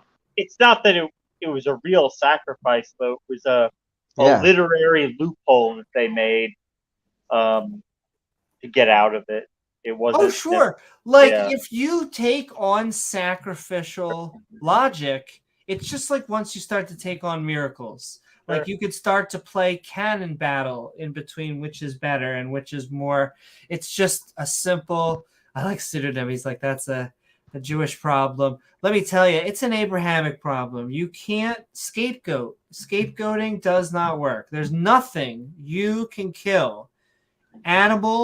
Other animal, because that's what a human is, or otherwise that we can destroy in which will help other people. We just have to help other people for the good of it. And Amy, what's even more depressing about the whole story is, in between the Adam and Eve original sin and all the way to the Jesus dying for your sins, there was the whole Noah story, which was supposed to cleanse the world of all the evil people. And then the good people, Noah and his family, were supposed to repopulate the world with more good people that loved God. Well, Yeah, humans. What the hell eight happened people there? that lived throughout Noah's flood. Yeah, what happened? What happened there? Did God just literally just fuck up big time and was like, I probably shouldn't have flooded and murdered the entire world and all those pregnant women and all the animals, and just skipped straight ahead to the send myself aka my son down to forgive you of sins. Like, Sacrifice myself to myself. yeah, I should have done that way before the Noah. I mean, that would have made way more sense. Yeah, but But at the end of Noah, he made that promise. Remember the promise with the rainbow? Well, it was a never to do it promise not to destroy the world by a flood again. That was the promise. He had so much fun with that flood. Don't take God's fun away. He had a lot of fun with that. Oddly enough, I've actually been to the Ark Encounter in Awesome. Kentucky. Oh my. Like, it's a sight to see. I bet it is. It's huge, right? I mean, it's enormous. Yeah, Oh, that's my. what Impressive. each year they said. Yeah, exactly. I didn't know that the actual like biblical ark was made with like concrete and air conditioning. Yeah. And steel reinforcements. I'm sorry? And steel reinforcements. Oh yes. And it had a gift shop apparently too. Oh, and like Sold concession t-shirts. stands. Yeah, exactly. Concession Yeah. The one thing that you will not find at the Ark Encounter is bathrooms. Oh, really? Yeah, no plumbing. Really? Absolutely no indoor plumbing. They have porta Nowhere. potties outside, right? Yeah, they got porta potties. Why? Go figure. Oh, because Noah wouldn't have had plumbing, right? Then you got to pay for water. Yeah, like they can't actually like pay for plumbing because it's a 501c3. Really? Is that Yep. true? Oh, that doesn't surprise me at all. Yeah, they view themselves as a religious organization, though. Just like I mean, churches have bathrooms, though. Dino Adventureland. Same way with fucking Kent Hovind. Now, granted, no one has actually died at the Ark Encounter. Yeah. As opposed to Dino Adventureland. Oh, come Someone's on. What's died. 2 kids and an adult? Why? Yeah. How did people die at Dinosaur Adventureland? also shout out to the lake out there that Kent's got. the people doing good to expose them, sending love to Cindy Lincoln, one of Ken Hovind's ex-wives, who has her own channel. Amy? I have it, but I'm sure it's awesome. Kent, Hey, no, Amy, it's not awesome. It sucks. I'm gonna try to ask you to maybe view that before that you post it, because if it's the same person I think that you might be talking about, it might be Brett Keane. Who are you talking about? Brett Keane. No, but we've had Cindy on. We've interviewed her live. In fact, everyone should talk that out. Yeah, recently Brett Keane did an interview with Kent Hovind, who is Brett Keane loves Kent Hovind. All of a sudden, He does. Brett Keane did the interview with Kent Hovind's ex-wife. Yeah, fun Brett fact. Keane did the interview with Cindy? Yeah. I mean, that would not I surprise did me. not see that. Just because That's I would have crazy. to look into that. And sending love to Cindy. I'm not sure either way. I'm not going to take a position either way. But Cindy's still a Christian. So it's not going to surprise me if Cindy talks with other Christians, even though Brett Keane is not a Christian. Well, he is a Christian because he says he's a Christian. For now, anyway. The same way that I claim that I'm a volleyball. What? I feel like it's in those Wisconsin, but I get what you mean. I mean, he'll probably he's been changing so often. I feel bad. I saw someone join behind stage. If you'd like, join again. We're about to actually go into outros though in like 5 minutes. My thing for Brett Keane is he used to sound like I didn't know him as an atheist, and he just sounded like he was in such pain.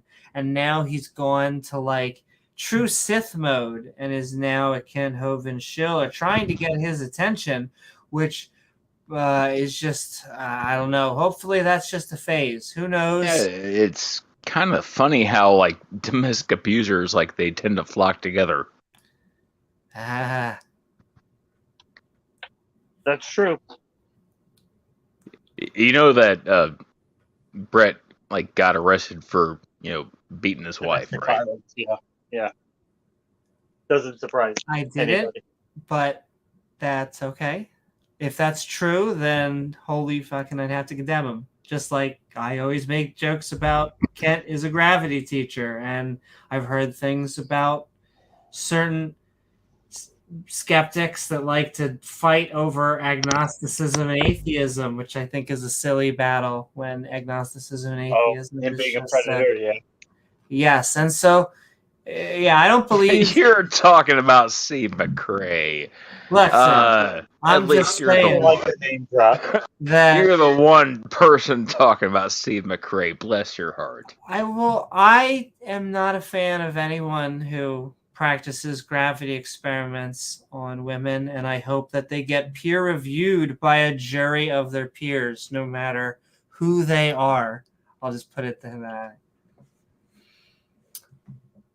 And yes, I'm sending love to everyone, though. We have been skeptic Bible studying on the book of Oh, Deuteronomy, and we've been talking theology. I mean, that's our big thing, is that we're against these big Abrahamic religions in general. They sink their teeth because it's both Christianity and Islam are the two big ones now. I saw ex-Hindu atheist, sending love to him out there. So there is Hinduism, and we have to put Hinduism in the spotlight along with Scientology. We might as well get all of our stuff demonetized real quick. No, don't give any more power to Scientology.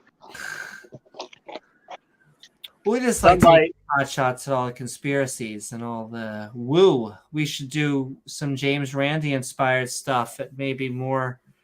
I'm trying to think what he did, like homeopathy and stuff like that. I know chiropractic is on your list. Say that again. I said I know chiropractic is on your list. Yes, chiropractic is on there. I know it has helped people. I know there are people even in here who have said it's helped them, and for all of that, all I can say is good. I am sincerely glad that all you got was a good experience from it. I think that it can have benefits in that it is basically having, someone massage Your you. back or But a joint. there are people out pressure. there. Yes, exactly. Just like yoga can actually help you, as it's a stretching technique, and just stretching I wouldn't will consider legitimately help I'm you. par with legitimate But healthcare, like when it comes to same as medical it care. trying to solve any ailment, like really any ailment that you should be taking a doctor, you should not be visiting anyone but a doctor for anything like that. It cannot heal any ailment that you've had for a long time. It cannot prevent, as far as I'm aware. But please, I'm open to new information. I really do want to have my mind changed, but James is absolutely right. We need to have those in our crosshairs because it's just about woo. It's just about superstition, and religion just tends to be. Well, if alternative medicine works, it's no longer alternative medicine. It becomes, Well, that's the joke. If you you know. call it, you know what the alternative medicine that works is called? What? Medicine. Yeah. Yeah. I mean, once it works, once they prove it works, it's medicine. It's Also, not, I just want to say, Cranky Beast, flattery will get you everywhere. Yeah, I like yoga. chiropractic is fucking alternative medicine. Yeah. Oh my God. I thought the one time I went to a chiropractor, I thought he was gonna break my freaking neck. I never went back. Well, I like I said, that you can't fix anything except for a massage therapist, and at worst, it can actually do harm. So I don't. I mean, the same is true with acupuncture. There's no, Yes. Yeah. there's not And really look, any proof to they that. sound fancy, and they're ingrained in a lot of our culture, and so we give it the benefit of the doubt. But we shouldn't. We should actually be skeptical, and there are no good evidence in But Amy, I have to correct you. I mean, there's all this tons of evidence now for ivermectin. Oh wait, never mind. I'm sorry. No, there's not. No, there's not. But sending love to our panel. Is there any questions or anything you want to say beyond your outros? Look, no young earth creationists. We continue to keep on sending the call out to people who disagree with us, especially on the Bible, but we can't help it. We love our skeptic and ranting community because we have been skeptic Bible studying on the book of Deuteronomy chapter 11 and 12. We are heading into our outros, and Wilson, you were the last one to join us, which means you are the first one that is going to head us off as we head into our fabulous outros. And as James would say, we bring in the mimes. If I have to,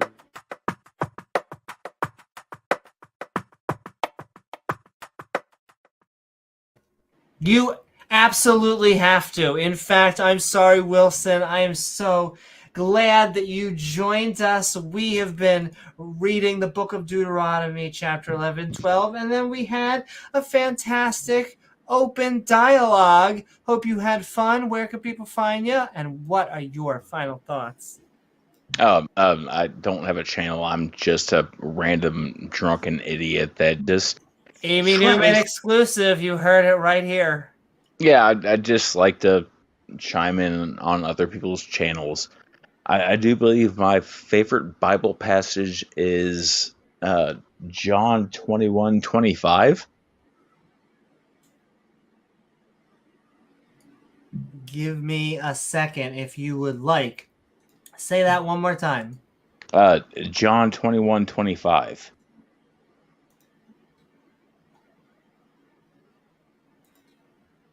John 21:25. And now I gotta do a little bit of do.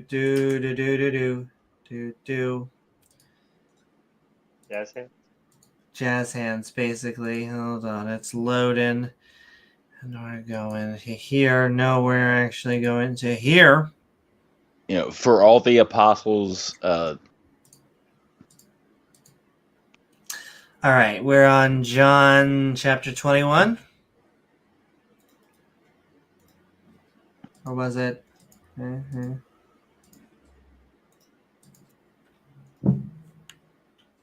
What number? 25. And there's also maybe 10, maybe.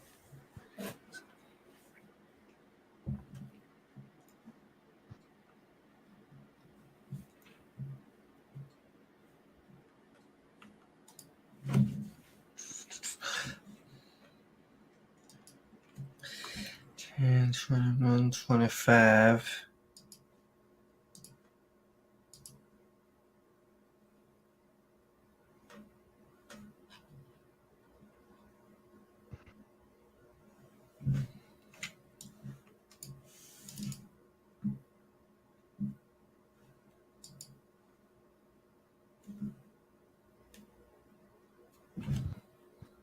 And if this isn't it, that's okay. And you can just quote some. Basically, like the Bible passages that I'm trying to quote is that, yeah, it's trying to make sense of what you say and own what people say after you say it. But once again, I'm kind of an idiot. Psh, we're just happy to have you on the panel. Thank you so very much. I'm sorry, Wilson. I'm very thankful for having you on me. Oh my, now you're talking. Oh no. Don't threaten me with a good time. I got that backwards. Once again, I'm drunk. Totally backwards, worship. On this stream, either way, it would have worked. Thank you so very much. I'm sorry, Wilson. And all right, we're moving right down the line. And then heading off into the after show on Discord. Thank you so much, Wilson. Yes, I had to do that. Thank you so very much, Beamsy. We have been Skeptic Bible studying on Deuteronomy chapters 11 and 12. We have been having some theological fun. Where can people find you? And of course, what are your final thoughts?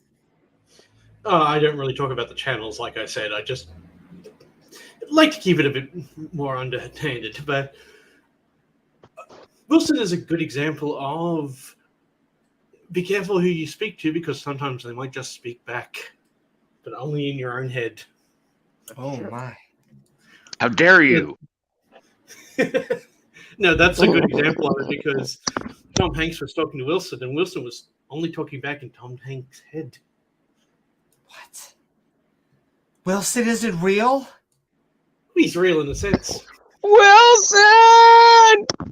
I'm still here. Feels good though, doesn't it? Feels good. Thank you. Thank you so very much, Beamsy. I'll And share the homeopathic thing during the after show, so that way you can have an understanding what they're talking about. woohoo! That's right. We will be throwing an after show in Discord. I'm gonna throw the link into chat and switch up that pin. But thank you very much, Beamsy. Always fun to be here.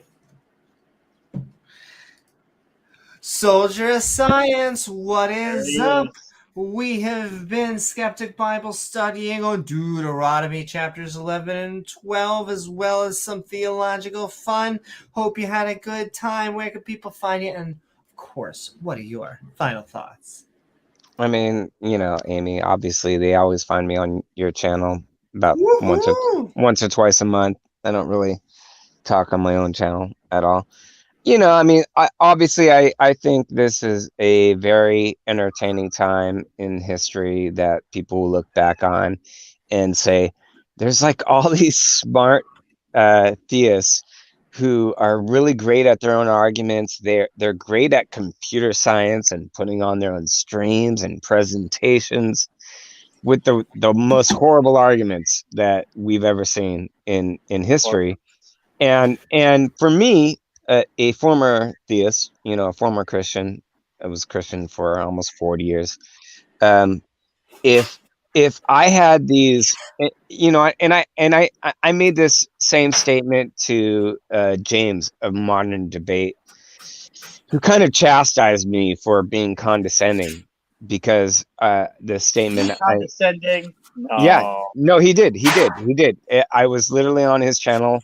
But we And love our Jameses. I love James too, and on Modern Day Debate, but I said to him, I said, because he made the statement, hey, this is my umpteenth, hundredth, I don't know how many debates he's done now. It's hundreds of debates, and I said to him, I was like, wow, when I was your age, if I had just seen the amount of debates that you've done with Are atheists. you trying to say, when I was a young man? Yes.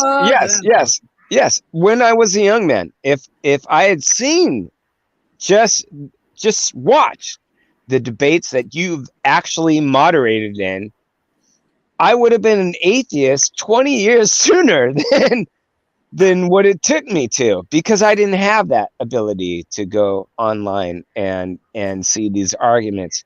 And for me, even the logical arguments that the logical arguments theists propose versus the logical arguments atheists propose, there's no question for me, and it's life-changing for me. It was enlightening for me, and I didn't have any of those tools.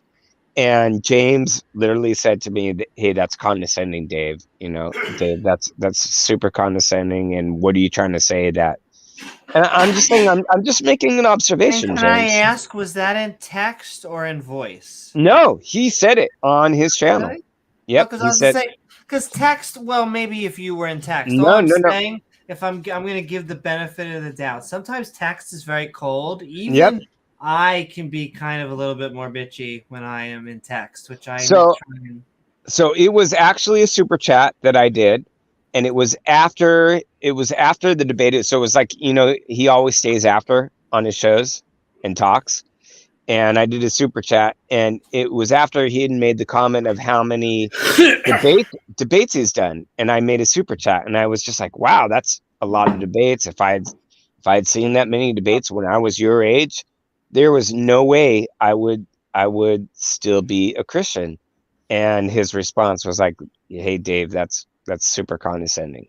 Well, And I was like, you know what, I did not mean it to be condescending at all. I meant it to be like, you've actually moderated these debates where theist arguments fail, in my opinion. In my Destroy day opinion, in and they day just out. fail, And I guess that's what I want to say, that we are at that time in history where, how much longer will it be where people, like, second grade students will look back and use these as history examples I of believe people used to just, believe this stupid stuff. Yahweh yeah, may be like yeah, Odin and Thor one yeah, day. it literally, and saying like, hey, these people actually argued for these arguments about a 6,000-year-old Earth, and about Oh my how God. how all of uh, modern scientists, modern geologists have got it all wrong.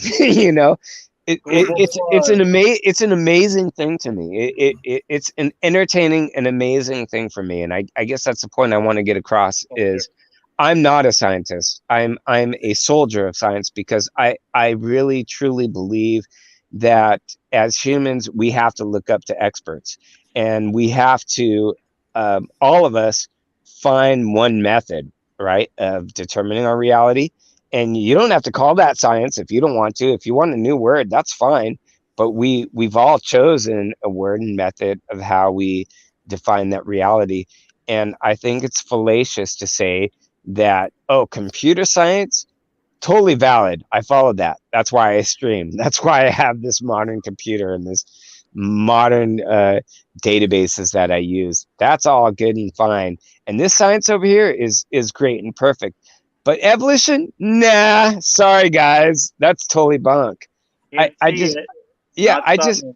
I just think these are bullshit arguments, to think that there's a conspiracy theory of people who actually studied their entire lives for climate change, or following the climate, studied their entire lives about evolution, that they're all wrong. And I take this personally when it comes to flat earth, because my grandfather was actually a tracker for the Mercury and Apollo programs, actually was a lieutenant colonel, was best friends with Buzz Aldrin in Florida. The real deal. He studied his entire life to be part of a program for developing space. I grew up in the San Fernando Valley in California, saw literally hundreds of companies and thousands of workers developing products, individual products, to help the space race go along. So when I see flat earthers argue the same argument as young earth creationists argue for religion, it's the same to me. It's a level of, you just aren't educated enough. Really, in all honesty, you just did not get the level of education enough to know that we're capable of this. Whether it's flat earth, whether it's young earth creation, you just honestly did not go far enough in school to understand that this science is real. And so for me, it's a fascinating time where Amy and James has a channel and can speak to that. It's a fascinating time where a Kent Hovind still has an audience, or all these apologists. It's awesome to me that they can use computer science to further their audience, whether it's bullshit or not. So yeah, that's all I want to say. Woohoo! Thank you so very much, Soldier of That's it, Science. huh? It was That's it. great having you That's here. it. Sending love, and if you'd like, join us at the after party. And all right. We are handing it to the man, the co-pilot. Please help us fly this plane home.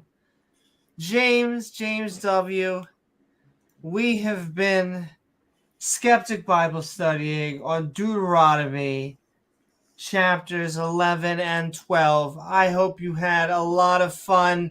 I think we learned a lot of wisdom tonight. And so my only questions is what you got going on and what are your final thoughts?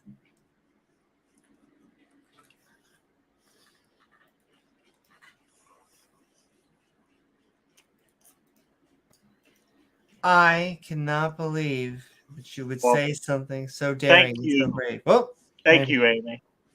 Well, I want to thank everybody for participating in this Bible study with us. Thanks, everybody, for watching the discussion. It was pretty riveting, but we made it through it.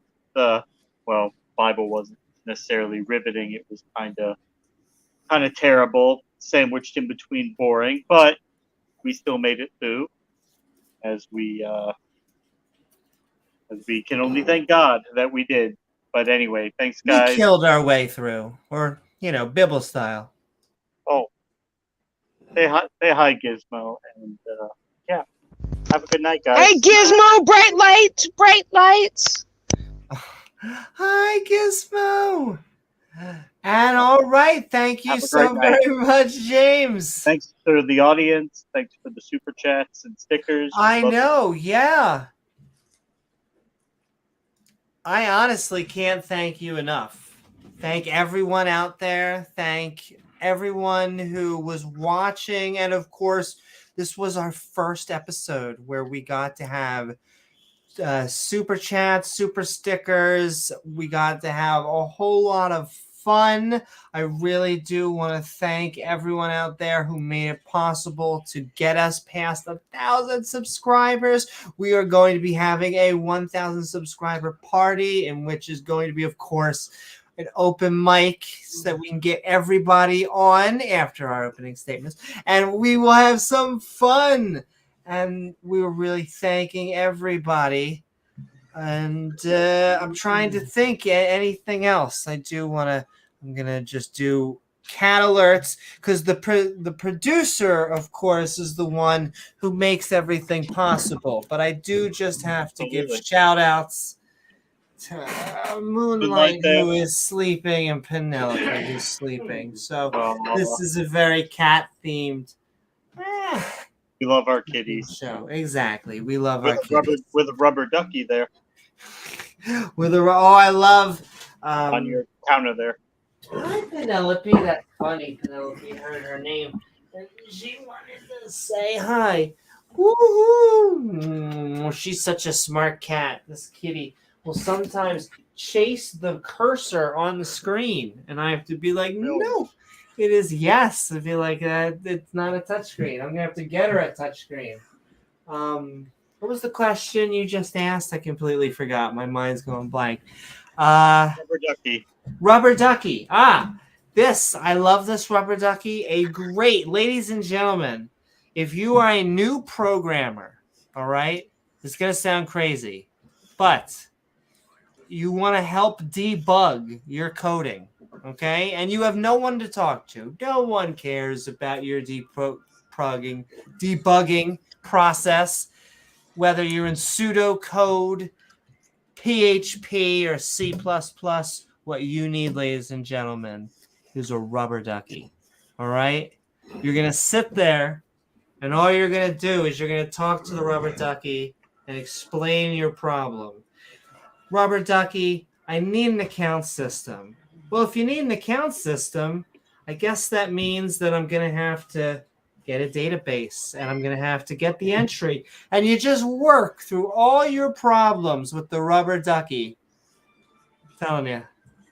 Great debugging tool. It works. Or I'm crazy. Or both. Could be both. I would say both, but yeah, it works. What can we say? But what could we say?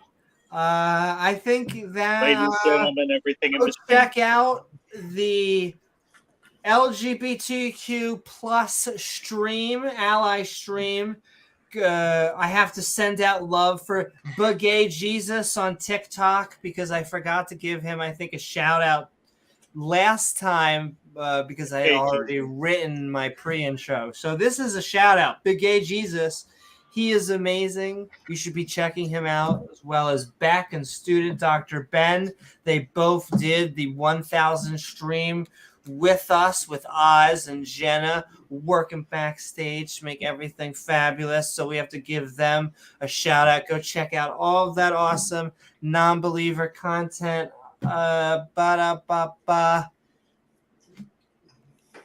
Upcoming debates. Go see James W's debate with Kent Hovind. Go see Oh My Lordy, or should I say Oh My Roger Shrum says, don't forget the emojis, especially the one with Gavin. Oh, we are so making a Gavin emoji, and I feel like I don't feel bad because I'm gonna have to make a Batman themed Batman emoji, and we'll see if Gavin has pants on his emoji. You know, it's so Darth funny. Dawkins emoji. We're gonna have to make a Darth Dawkins emoji.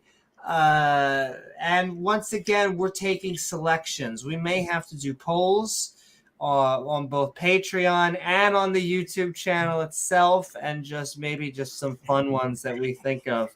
Because, man, there is nothing more enjoyable than people saying, thou shalt not blaspheme religion or a believer, because then we do it. But all right, ladies and gentlemen, and Roger sending so much love. Go watch James W's debate. Like I said, with 15-foot up and coming. Go watch the one with Gavin. I thought it was still a good debate, so go watch that on there. And then James and I are both upcoming doing debates, and that's about it. So much more non-believer content, and to be continued, because already more shows in pre-production that are almost done. And that's about it. I hope you all had a fun time on this episode of Skeptic Bible Study. That's right. Murder. Commandments. Oh, God. 10? It was 15. And religious animal blood abominations, which, man, is that a mouthful. Religious animal blood abominations. And yet somehow Yahweh knew how to throw in a Chex Mix of all four of those. And you say there is no God. I know. There is no God. Somehow he made it work. He makes it. He fits it all in. Where tonight we read Deuteronomy, chapters 11 and 12, about how God remembered his killings and reminded the Israelites to follow his commandments. Reminiscing. Yeah, exactly. Bringing up the old hits. But then Yahweh threw an after party where he told us about religious intolerance, animal sacrifice, blood, and abominations. It's like a 4 for 4 or a fill me up at KFC. 5 for 4. That's right. Though, let me tell you, I do want to thank my co-host, James W., with our guests, Soldier, Beamsy, and Wilson. Woo! I didn't have my bell, Amy.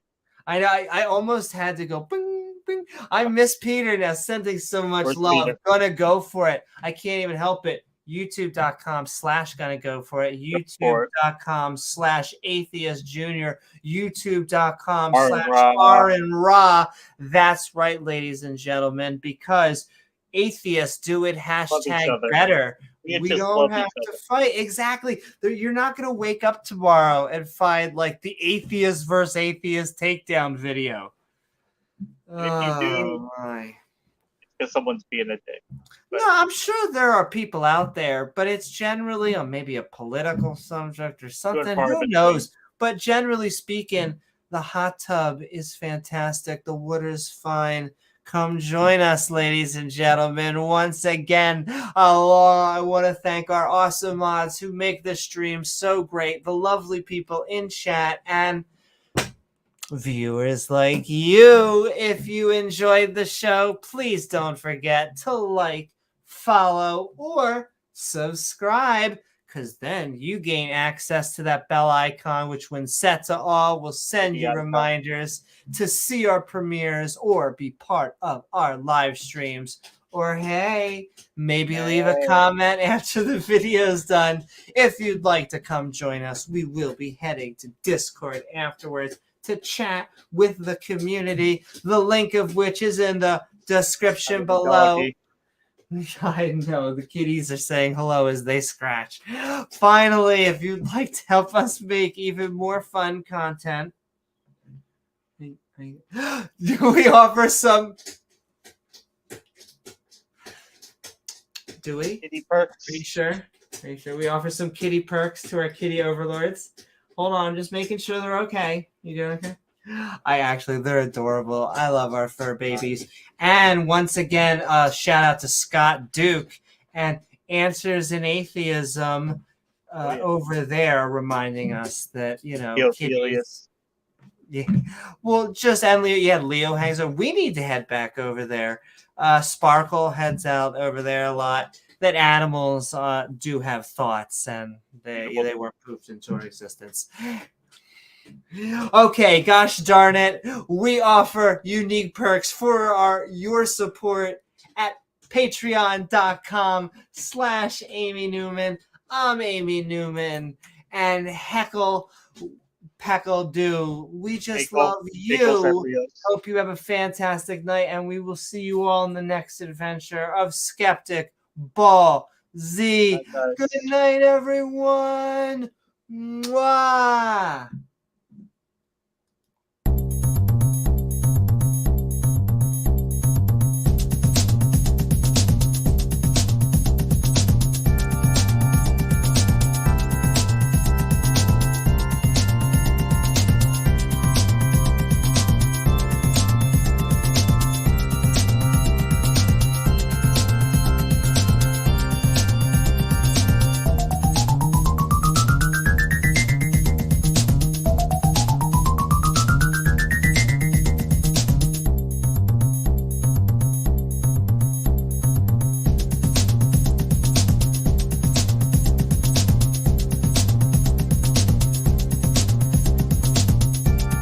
Same camera.